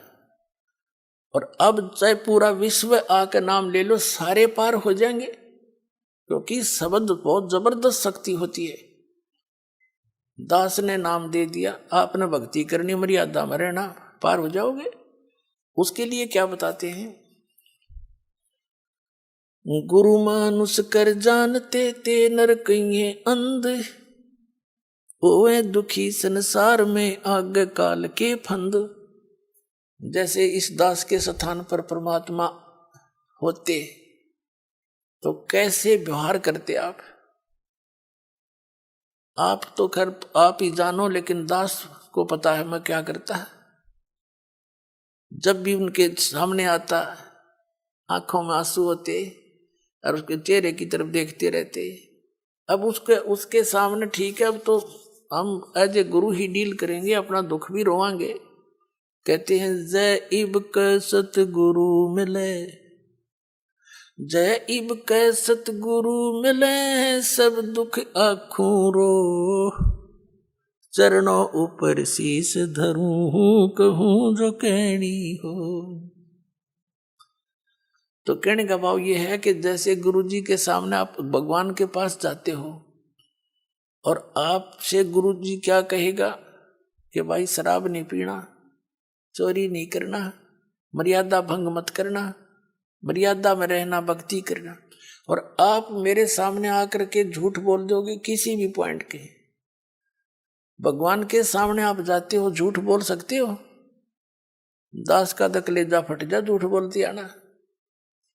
तुम अपने आप सोच लो ना, आप किस व्यवहार करोगे मेरे साथ। जो इस दास के साथ आपका व्यवहार होगा वो भगवान के साथ माना जाएगा। दास भगवान नहीं है, लेकिन कबीर साहब कहते हैं गुरु को भगवान मानना पड़ेगा अपने। जैसे गणित के ऋण का एक प्रश्न होता है, उस प्रश्न को हल करने के लिए मूलधन ज्ञात करना होता है। वो मूलधन करोड़ों की संख्या में होता है, लेकिन वो मूलधन अज्ञात होता है। उस अज्ञात मूलधन, करोड़ों के मूलधन को प्राप्त करने के लिए, जानने के लिए, पाने के लिए मानना पड़ता है मूलधन 100 रुपये। वो 100 रुपये मूलधन नहीं होता, लेकिन उसको सपोज करे बिना वो मूलधन मिले नहीं जिसके लिए प्रयत्न हम करेंगे। तो हमारा मूलधन है कबीर साहब, लेकिन उस कबीर साहब को पाने के लिए आपने मानना पड़ेगा, मान लीजिए रामपाल कबीर साहब, एज ए ट्रीट नो करना पड़ेगा।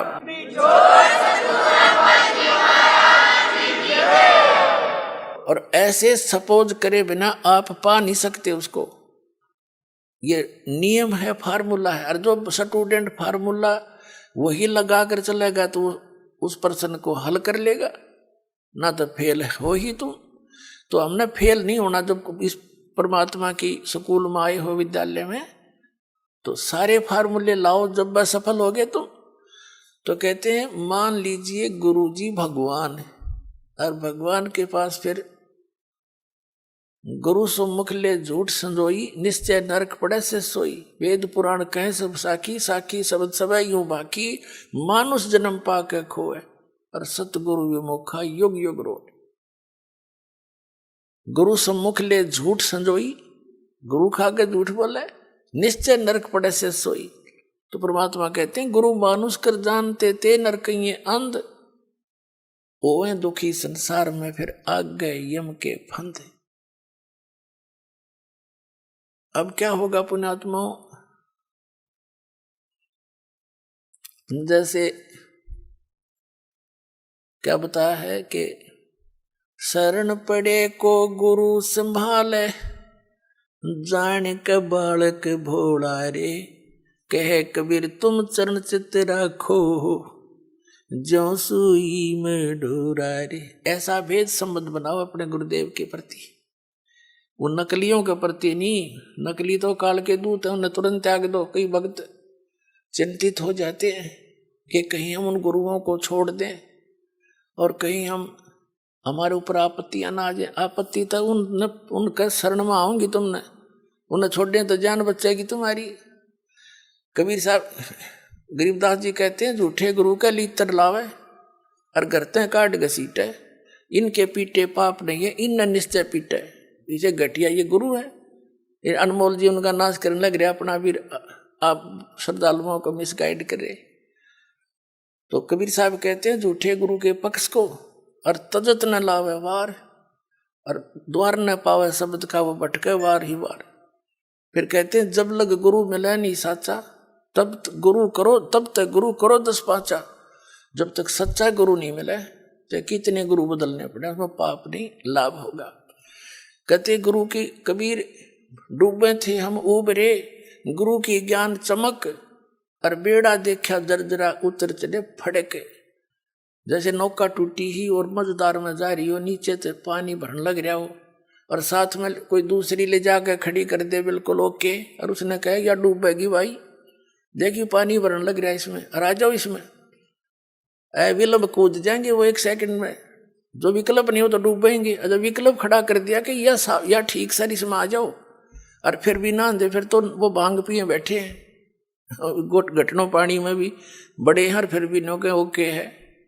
तो जो दास प्रमाण दिखा रहा है, और ये नौका साथ में खड़ी कर दी कि ये है ओके, इसमें आ जाओ, और यह सारी डूबेगी तुम्हारी, और अब भी उनको नहीं छोड़ रहे, उन तो फिर नशा गणा हो रहा है। उनका क्या करें फिर हम? कबीर साहब कहते हैं कि ये चातुर पुरानी चोर हैं। इतना ज्ञान दास ने बता दिया, और उनकी दाख उनने तो कुछ ध्यान देना चाहिए। जो संत गुरु पद पर बैठे हैं, तुम क्या करने जा रहे हो? तुम्हारा ज्ञान फेल कर दिया।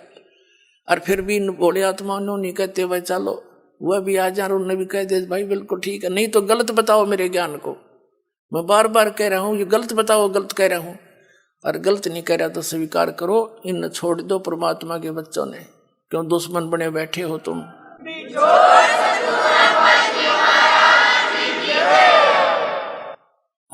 तो पुण्यात्माओं, ये जो है जितने भी संत हैं, अब इनको सोचना पड़ेगा। विवश कर दूंगा, ऑनलाइन रखूंगा इन्हें जब तक यहाँ नहीं भर लेंगे। कहा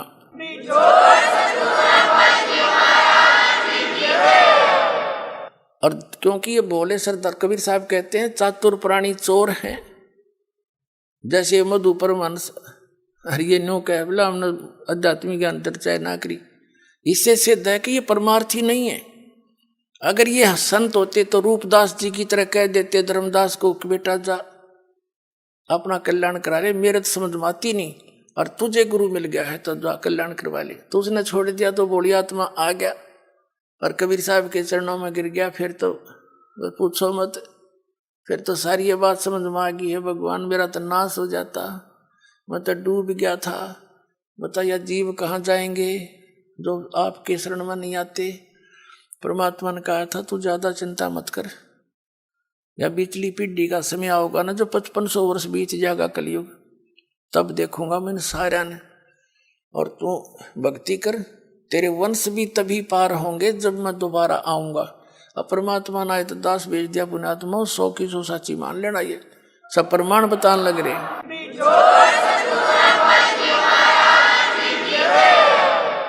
तो कबीर साहब कहते हैं चातुर प्राणी चोर हैं, मूड मुग्ध हैं ठोठ। इतने प्रमाण देख के भी जो मूर्खा के चिपके रहेंगे नकलियां के, कहते वो तो मूड मुग्ध हैं ठोठ, वो तो कति ओलंड है, देसी भाषा में कह रहे बौड़ी बूझ है। इतने प्रमाण देख के और फिर उनके बैठे उन सतगुरु मान रहे हैं, और फिर परमात्मा कहें जय वो फिर भी नहीं आते ना, हमने उनकी जरूरत भी नहीं है। चातुर प्राणी चोर हैं ये, मूड मुग्ध हैं ठोठ, और संतों के नहीं काम के उनको दो गलजोट। वो तो और दृढ़ कर दो उनको, मरे रहो वहीं पर। इतना ज्ञान समझ के भी ना मानते। तो पुण्यात्मा प्रसंग चल रहा था कि कर लो गुरु वकील मुकदमा भारी है।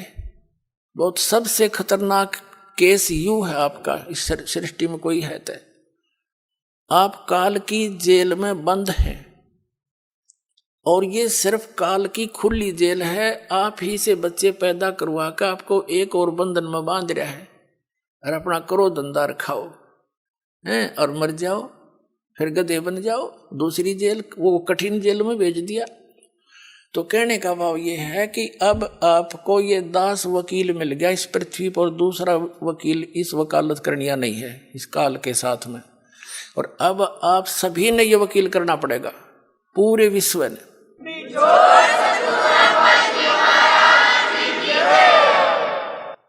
और उसके लिए क्या बताया है आप जी, जैसे बताई दिया कि प्रथम मंत्र जो आपका जाप है आपके इन सभी कमलों के से बरी कराएगा आपको। जैसे ये राधा स्वामी पंथ वाले और जय गुरुदेव पंथ वाले, ये एक विचार है इनके एक जैसे, क्योंकि ये राधा स्वामी पंथ से ही निकले हैं, आगरा वाले से ही, और ये व्यास वाला भी, और धन धन सतगुरु सच्चा सौदा सिरसा और जगमाल वाली वाले, ये निरंकारी, ये ठाकुर जी वाले, ये सारे एक कुएं का पानी है। जनोद वाला जो बयानी में बना रखे, ये इनका ये क्या कहते हैं कि हमारे गुरु हम तो सीधे त्रिकुटी पर ध्यान लगाते हैं। त्रिकुटी पर हमने नीचे के इन कमलों की कोई आवश्यकता नहीं है।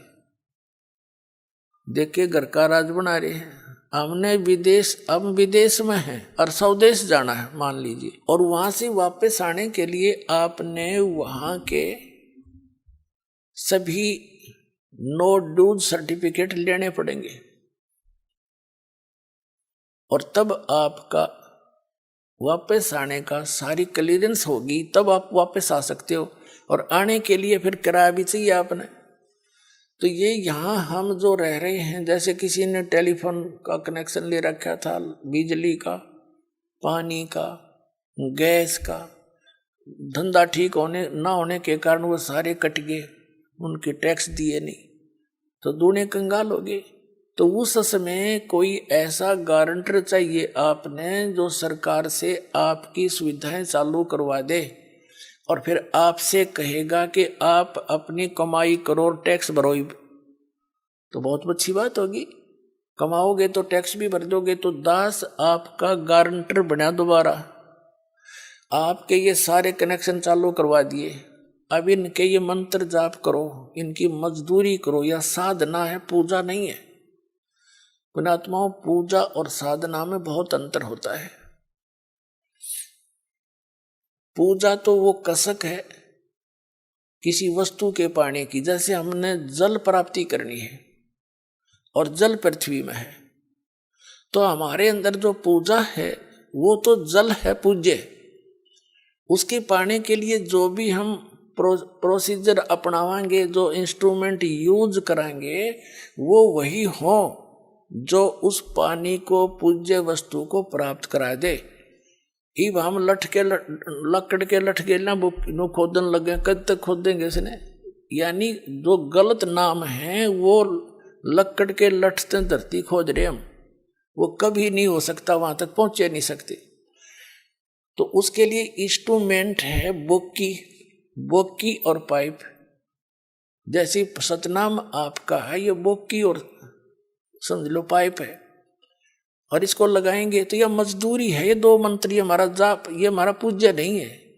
उस पूज्य वस्तु को पाने के लिए ये इंस्ट्रूमेंट है हमारे, या साधना है, या मजदूरी है। और पूजा हम जल की कर रहे हैं, हम पूजा कबीर साहब की कर रहे हैं, सतलोक जाने की, उस सुख को पाने की। और ये जितने भी मंत्र हैं ये हमारे इंस्ट्रूमेंट हैं, ये हमारी साधना के हथियार हैं, ये औजार हैं हमारे। इनसे हम मिलेंगे, ये औजार ही वहाँ इस प्रोसेस में इस प्रोसीजर में यही कामयाब है, दूसरा कोई हो ही नहीं सकता। तो मंत्र नहीं इस पृथ्वी पे मोक्ष प्राप्ति के, केवल यही मंत्र है जो दास आपको दे रहा है। और ये प्रमाणित है, जिन महापुरुषों को परमात्मा स्वयं आकर मिले और उनको पहले तो सचखंड सतलोक दिखाया, जो स्थान की हमने कति भूल पड़ गई थी। अब पुण्यात्माओं, जब ये प्रमाण दास के पास नहीं होता तो थूक बिलो लेता मैं, किसी का जू नहीं रहेंगे वो। अब ये ऐसे एथेंटिक प्रमाण हैं जो आपके हृदय से हट नहीं सकते। आज किन किन को भगवान मिले? आदरणीय धर्मदास साहिब जी को, और इस कथा से खूब परिचित है पूरा कबीर पंथ। आदरणीय नानक साहिब जी को परमात्मा मिले, सचखंड लेकर गए। इससे पूरा सिख धर्म अच्छी तरह परिचित है, कैसी घटना घटी थी। और ऐसे ही आदरणीय दादू साहिब जी के साथ हुआ था, ये भी दादूपंथी सब जानते हैं। ऐसे आदरणीय गरीबदास साहिब जी के साथ हुआ था, सतलोक लेकर गए थे, वापस छोड़ा था, ये पूरा गरीबदास पंथ जानता है। ऐसे घीसा दास साहिब जी के साथ हुए थे। तो कहने का भाव ये है कि उन महापुरुषों को उस परमात्मा ने कौन सी साधना दी थी सतलोक जाने की, तो वही हमने आवश्यकता पड़ेगी, उससे अतिरिक्त कोई भक्ति नहीं, कोई साधना नहीं। तो वो कौन से मंत्र थे? वो यही थे वो मंत्र। इनको आदेश दे दिया था सख्त कि धर्मदास मेरी लाख दुहाई, यो मूल ज्ञान की तबार न जाए। और फिर इसी प्रकार कहा था, धर्मदास मेरी लाख दुहाई, ये सार शब्द कहीं बार न जाए। ये मूल ज्ञान और सार शब्द बार जो पढ़ी, बिचली पीढ़ी हंस नीतर ही। अब जितना भी युग काल का सबसे ज्यादा, सबसे अधिक जो पंथ का विस्तार हुआ है, ये राधा स्वामी से हुआ है, दूसरे नंबर निरंकारी से हुआ है। और ये दोनों के दोनों गुरु ग्रंथ साहिब को पढ़ के न्यारा सांग जोड़ा। और यदि ये मंत्र गुरु ग्रंथ साहिब में होते तो ये यही मंत्र देते पाते। तो बता, आज ये दास कैसे भिन्नता बताता आपको कि ये अधिकारी है नहीं। चल, ये अधिकारी होते और ये मंत्र दे रहे होते तो कोई दिक्कत ना थी। मैं क्यों थूक बिलाऊं, वो क्यों सिर में दर्द करता, मैं भी लेकर नाम अपने पार हो जाता। ये अधिकारी नहीं है, इनके पास ये मंत्र भी नहीं है। और उनको परमात्मा ने, उन महापुरुषों को इसलिए मना कर दिया था कि यह बात बिगड़ जाएगी। बीचली पीढ़ी में मेरा और काल का एक एग्रीमेंट हो रहा है कि कलयुग में कितने जीव ले जाना।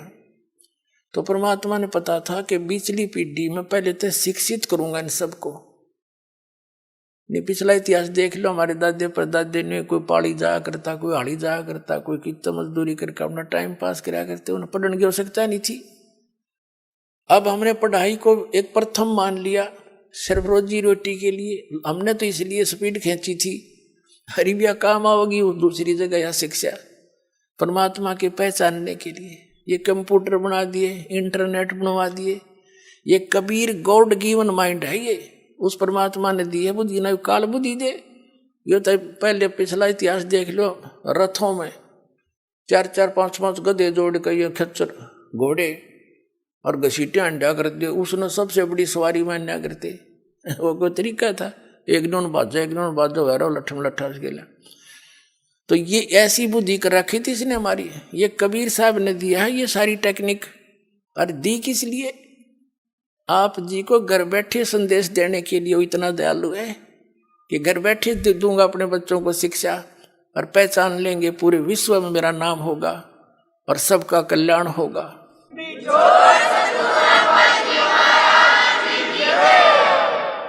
तो कहने का भाव ये है पुण्यात्माओं, परमात्मा कहते हैं कि ये राधा स्वामी वाले कहते हैं हम तो सीधे तिरकुटी बजाते। तिरकुटी तो इनने बरवाड़ा का बस स्टैंड मान रखा है। हाँ, पैदल गए पैदल पहुंच गए, साइकिल ठा साइकिल पर बैठ कर पहुंच गए। तिरकुटी बजाने के लिए अंगा लगेगा। तिरकुटी इन बेरा भी कोई ना तिरकुटी है कहाँ, सुन रखी है कबीर साहब की वाणी में। किसी को नहीं पता इन संतों को तिरकुटी है कहाँ और क्या स्थिति है वहां पर। मारे सट्टे सुड़ी सुनाई, तो ये सारे आप सिद्धे हो जाएंगे। भगत समाज बुद्धिमान है, बोले बाले श्रद्धालु बैठे हैं अभी तक इन सोच के कि देखेंगे। और अब तो वो इस ऐसे बैठे हैं कि यूं चला जाएगा जब देखेंगे पाछे थे। वो ग्रुप के ग्रुप सेट हुए बैठे हैं, लेकिन अंदर से खोखड़े हो लिए सारे।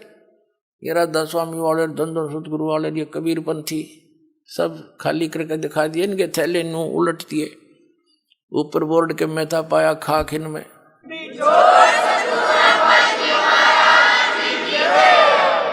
तो तिरकुटी पर जाने के लिए जैसे आपको बताया कि जैसे हमारा जल पूज्य है, पूजा हम जल की करते हैं, और ये नामों की साधना जो है ये तो इंस्ट्रूमेंट है अपने। तो 2 मंत्र का जो जाप है आपको, तो त्रिकुटी तक तो हम इनके जो पहले मंत्र में देते हैं, ये यहाँ तक बड़ी आपको एडवांस करवा पाओगा परमात्मा। यहाँ तक तरोड़ा ही नहीं है, ये आगे फंड करता है वहां जाकर त्रिकुटी पे। वहां पर 3 रास्ते हो जाते हैं। सामने वाला रास्ता इसने कति बंद कर रखा है। ये अध्यात्म मार्ग उल्टा चलता है। जैसे हम त्रिवेणी बोलते हैं, वहां पर इलाहाबाद में जो गंगा और जमुना मिलती है, और तीसरी कहीं नीचे सरस्वती है, और अध्यात्म मार्ग में उल्टा चलता है। वो वहां से 3 रास्ते हैं। बीच वाली जो है वहां इसने ब्रह्मरंध्र है, वो ब्रह्मरंध्र पर लोक ला रखा है वज्र का। और ये परमात्मा के सतनाम के 2 अक्षर के नाम से, और तीसरा जो मंत्र है आपका सरसार नाम से खुलते हैं। उसके बगैर वो खुल ही नहीं सकता। तो कहने का भाव ये है, त्रिकुटी पर जब आप पहुंच जाओगे, जैसा भाव आपका इस दास के प्रति यहाँ रिहर्सल के दौरान आपका होगा, तो वहां आप दास दिखेगा, आप वहीं पहुंचोगे। जिसमें जैसा स्वभाव होगा वहां आपके रिहर्सल वहां काम आ गया। और वहां बहुत से मेला भरा होगा, कोई कुछ कह रहा होगा, इसने के बेरा यू तो नू है, जैसे अब भी आप बहुत कुछ सुनते हो समाज में।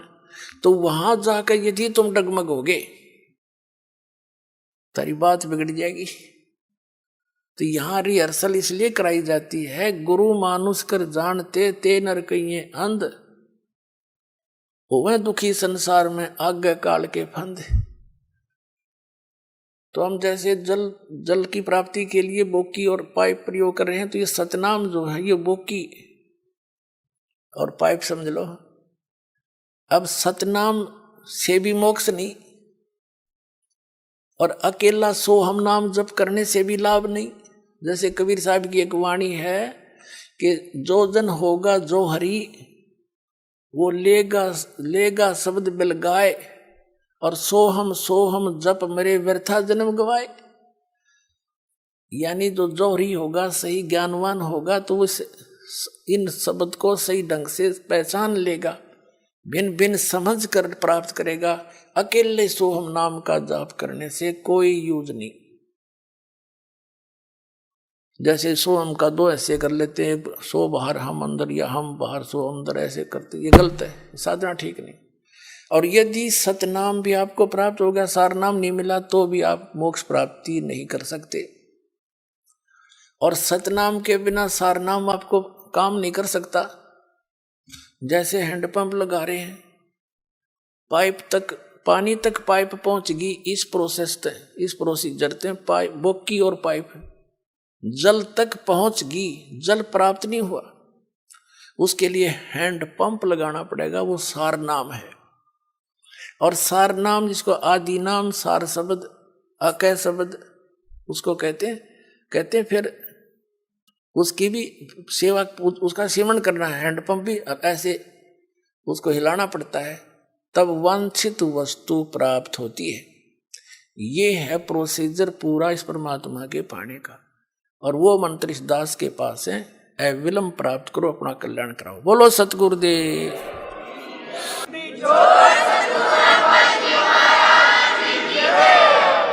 सत सही। आइए अब हम उन श्रद्धालुओं के अनुभव जानते हैं जो जगत गुरु तत्वदर्शी संत रामपाल जी महाराज जी से दीक्षा प्राप्त कर चुके हैं तथा उनके द्वारा बताए गए भक्ति मार्ग पर चल रहे हैं। जी नमस्कार। नमस्कार जी। जी क्या नाम है आपका? मेरा नाम सरिता वर्मा है। सरिता जी कहाँ से आए हो आप? मैं ग्वालियर मध्य प्रदेश से हूँ। संत रामपाल जी महाराज से नाम दीक्षा लेने से पहले आप क्या भक्ति साधना करते थे? जी संत रामपाल जी महाराज से जुड़ने से पहले नॉर्मली अपने हिंदू समाज में जो भी भक्ति होती है देवी देवताओं की, वही सब किया करते थे, सारे व्रत वगैरह, और मैं माता की भक्ति ज़्यादा करती थी। किसी तरह मुझे संत रामपाल जी महाराज का पता लगा। मैं जहाँ रहती थी, मेरे पड़ोस में एक और रहती थी, तो उन्होंने मेरे को संत रामपाल जी महाराज के बारे में बताया। 2004 में मैंने संत रामपाल जी महाराज से दीक्षा ली, लेकिन किसी कारणवश मैं वहाँ से फरीदाबाद से मेरे को किसी कारणवश ग्वालियर शिफ्ट होना पड़ा और मेरा वहाँ आना जाना छूट गया और मैं नहीं जा पाई वहाँ पर। सरिता जी फिर आपने क्या किया जब आप संत रामपाल जी महाराज द्वारा दी गई भक्ति छोड़ चुके थे, देव देवताओं की भक्ति करना आपने छोड़ दिया था, तो फिर उसके बाद आप किस भगवान की भक्ति कर रहे थे? संत रामपाल जी महाराज के पास तो मेरी भक्ति में छूटी गई थी जाना आना। मैं जब ग्वालियर यहाँ शिफ्ट हो गई, फिर लगभग वही नॉर्मली जो अपना जीवन होता है वो जीना शुरू किया, और लेकिन मेरे ऊपर बहुत ज़्यादा परेशानी आनी शुरू हो गई और घर की आर्थिक स्थिति भी बहुत ज़्यादा ख़राब हो गई। बेटे की भी तबीयत ख़राब रहने लगी। मेरा जो बेटा है छोटा था 8 महीने का, तो उसका इलाज चला था, उसकी तबीयत, उसको फिट्स पड़ते थे, तो थोड़े दिन तो उसको आराम रहा। जब मैं ग्वालियर दोबारा से शिफ्ट हो गई तो उसकी तबीयत और ज़्यादा बिगड़ने लगी और मेरे घर की आर्थिक स्थिति भी बहुत ज़्यादा ख़राब हो गई। और मेरे जो हस्बैंड है वो भी प्राइवेट नौकरी करते थे, तो उनका भी काम छूट गया।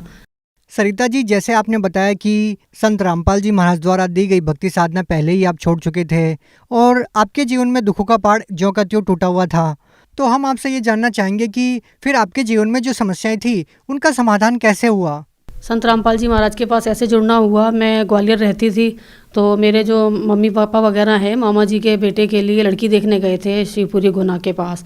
सब लोग संबंध करके वापस आ रहे थे, ऑन द स्पॉट 12 लोग एक्सीडेंट में पूरे ख़त्म हो गए। मम्मी पापा का जो बिज़नेस है मैंने 5 साल संभाला। उसके बाद बस यही, मतलब नॉर्मली मैं अपना जीवन जीते जीते एक दिन ऐसे ही सोच रही थी कि ये क्या जीवन है, बस घर दुकान घर दुकान। परमात्मा ने मुझे फिर से प्रेरणा की, तो मेरा मन हुआ कि मैं संत रामपाल जी महाराज के पास दोबारा से जाना चाहती हूँ। तो मेरे जो हस्बैंड है वो दिल्ली रहते थे, जॉब करते थे, तो मैंने उनको फ़ोन किया कि मैं गुरुजी के पास आना चाहती हूँ। तब मैं दोबारा से संत रामपाल जी महाराज के पास सन 2013 में दोबारा से मैं पहुँची। मैंने वहाँ पे फिर नाम दीक्षा ली। सरिता जी हम आपसे ये जानना चाहेंगे कि जब आपने दोबारा संत रामपाल जी महाराज से नाम दीक्षा ली, क्या जो आपके जीवन में जो कठिनाइयाँ थी, क्या उनका समाधान हुआ? जी हाँ, मेरे को बहुत राहत मिली। संत रामपाल जी महाराज से दीक्षा लेने के बाद मैंने दुकान जो मैं कर रही थी, तो मैंने अपनी अलग दुकान करी और अपने पैरों पे मेरे को गुरुजी ने खड़ा किया। संत रामपाल जी महाराज की इतनी दया हुई, आज उस छोटी सी दुकान से मैं पूरा अपना घर चला रही हूँ। और मेरे बेटे की भी तबीयत अब बिल्कुल ठीक है। और मेरे को 9 साल से मेरे को पाइल्स की प्रॉब्लम थी, जो कि मैं 2-3 डॉक्टरों से इलाज करा चुकी थी और उन्होंने मेरी जीवन भर की गारंटी ली थी कि जब तक आप जीवित हो तब तक हम आपका इलाज करेंगे। मैंने 2-3 बार उनसे इलाज कराया, बहुत दवाइयाँ भी खाई, लेकिन मेरे को कोई आराम नहीं पड़ा। ग्वालियर में एक माने हुए डॉक्टर हैं, डॉक्टर पुष्कर तिवारी, जो कि जयपुर से 1 तारीख से 3 तारीख तक के लिए जयपुर में यहाँ पर ग्वालियर में डॉक्टर पेशेंट को देखने के लिए आते हैं। उन्होंने मेरी गारंटी ली थी लाइफ टाइम की कि आप जब तक जीवित हो आपका इलाज हम करेंगे। 2 बार मैंने उनसे इलाज कराया, लेकिन मेरे को कोई आराम नहीं पड़ा। संत रामपाल जी महाराज से मैंने दीक्षा ली हुई थी, तब मैंने गुरुजी को प्रार्थना लगाई और तब से मेरे को आज आराम है। आज मेरे को कम से कम 6-7 साल हो गए हैं, मेरे को कोई परेशानी नहीं है। संत रामपाल जी महाराज जी ने आपकी जो बीमारी ठीक की उसके लिए कितने पैसे लिए आपसे? कोई पैसे नहीं लिए। सरिता जी, संत रामपाल जी महाराज के बारे में ये कहा जाता है कि वो बीमारी दूर करने के लिए, नशा छुड़वाने के लिए पैसे लेते हैं, तो आपसे कितने पैसे लिए संत रामपाल जी महाराज ने आपकी परेशानियों को ठीक करने के लिए? जी नहीं, ये बिल्कुल गलत है, ऐसा कुछ भी नहीं है। संत रामपाल जी महाराज शास्त्र प्रमाणित सतभक्ति विधि बताते हैं, जो कि मर्यादा में रहकर करने से सभी प्रकार के रोग कष्ट अपने आप सही हो जाते हैं। उनके मंत्रों में इतनी पावर है कि अगर मर्यादा में रहकर की जाए तो कैसी भी लाइलाज बीमारी हो वो जड़ से खत्म हो जाती है। और क्या क्या लाभ मिले आपको? मेरा बेटा जो कि 8 महीने का था तो उसको दोहरे पड़ते थे, तो ग्वालियर के बहुत अच्छे एक डॉक्टर हैं, डॉक्टर लवलेकर, उनके पास उसका ट्रीटमेंट चला था 3 साल, तब तो वो ठीक था। 12 साल के बाद उसको दोबारा से फिर वही परेशानी होने लगी थी। डॉक्टर के पास उसको दिखाया तो उसकी समस्या और ज़्यादा बढ़ गई थी, जो कि महीने में पढ़ते थे तो उसको रोज़ पढ़ने लगे और पूरे दिन में कई बार पढ़ने लगे। तब मैंने संत रामपाल जी महाराज को मैंने प्रार्थना लगाई, आज वो गुरुजी की दया से बिल्कुल ठीक है। इसके अलावा ये भी कि मेरे पैरों में बहुत दिक्कत थी, एड़ियों की हड्डी जो है डॉक्टर ने बढ़ी हुई बताई थी। ग्वालियर के माने हुए डॉक्टर हैं, डॉक्टर सुनील अग्रवाल, उनसे मैं 2-3 बार ट्रीटमेंट करा चुकी हूँ। उन्होंने कहा था आपके पैरों की एड़ियों की हड्डियाँ बढ़ गई हैं, इस वजह से मेरे पैरों में बहुत दर्द रहता था। थोड़ा सा भी उठ के मैं बैठ के जब चलती थी तो ठीक से चल नहीं पाती थी। तो आज मैं संत रामपाल जी महाराज से जब से मैंने दीक्षा ली है, आज मैं बिल्कुल ठीक हूँ, मेरे कोई पैरों में मेरे कोई दर्द नहीं है। और संत रामपाल जी महाराज की इतनी दया हुई है कि छोटी सी दुकान है मेरी और गुरुजी की दया से बहुत अच्छी चलती है, और आज मैंने 7 लाख रुपए का फ्लैट भी ले लिया है।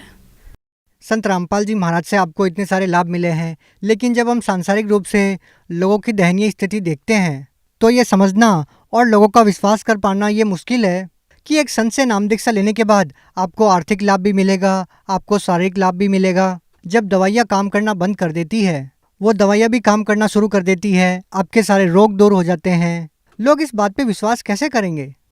देखिए, वो तो संत रामपाल जी महाराज से दीक्षा लेने पे ही आपको पता लगेगा, क्योंकि उनके पास जो शास्त्र विधि है, जो शास्त्रानुकूल भक्ति वो बताते हैं, उन मंत्रों में और उस भक्ति में इतनी पावर है जो कि किसी में नहीं है। हम औरों की भक्ति तो करते हैं, लेकिन वो शास्त्रानुकूल ना होने की वजह से थोड़े दिन तो हमें लाभ मिलता है, और वो लाभ भी हमें इसलिए मिलता है जो हमारे पूर्व जन्म की भक्ति की कमाई है। लेकिन हम ऐसा सोच लेते हैं कि हम जो ये कर रहे हैं उसी से हमें लाभ हो रहा है। वो थोड़े दिन के लिए आराम मिलता है, फिर वही घर में परेशानियाँ आनी शुरू हो जाती हैं। लेकिन संत रामपाल जी महाराज की जो भक्ति है वो शास्त्र प्रमाणित है, और अगर हम मर्यादा में रहकर करेंगे तो हमारे ऊपर किसी प्रकार का कोई कष्ट नहीं आएगा।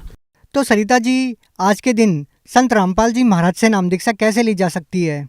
संत रामपाल जी महाराज के टीवी चैनलों पे, बहुत सारे टीवी चैनलों पे सत्संग आते हैं। उन सत्संग में नीचे पीले रंग की पट्टी चलती है, उस पर आश्रम के मोबाइल नंबर दिए हुए हैं। आप जहाँ भी रहते हैं उस जगह पे आप उनको फ़ोन करके आप नामदान केंद्र का पता लगा सकते हैं और वहाँ से नाम दीक्षा ले सकते हैं। जी धन्यवाद। जी सत साहिब।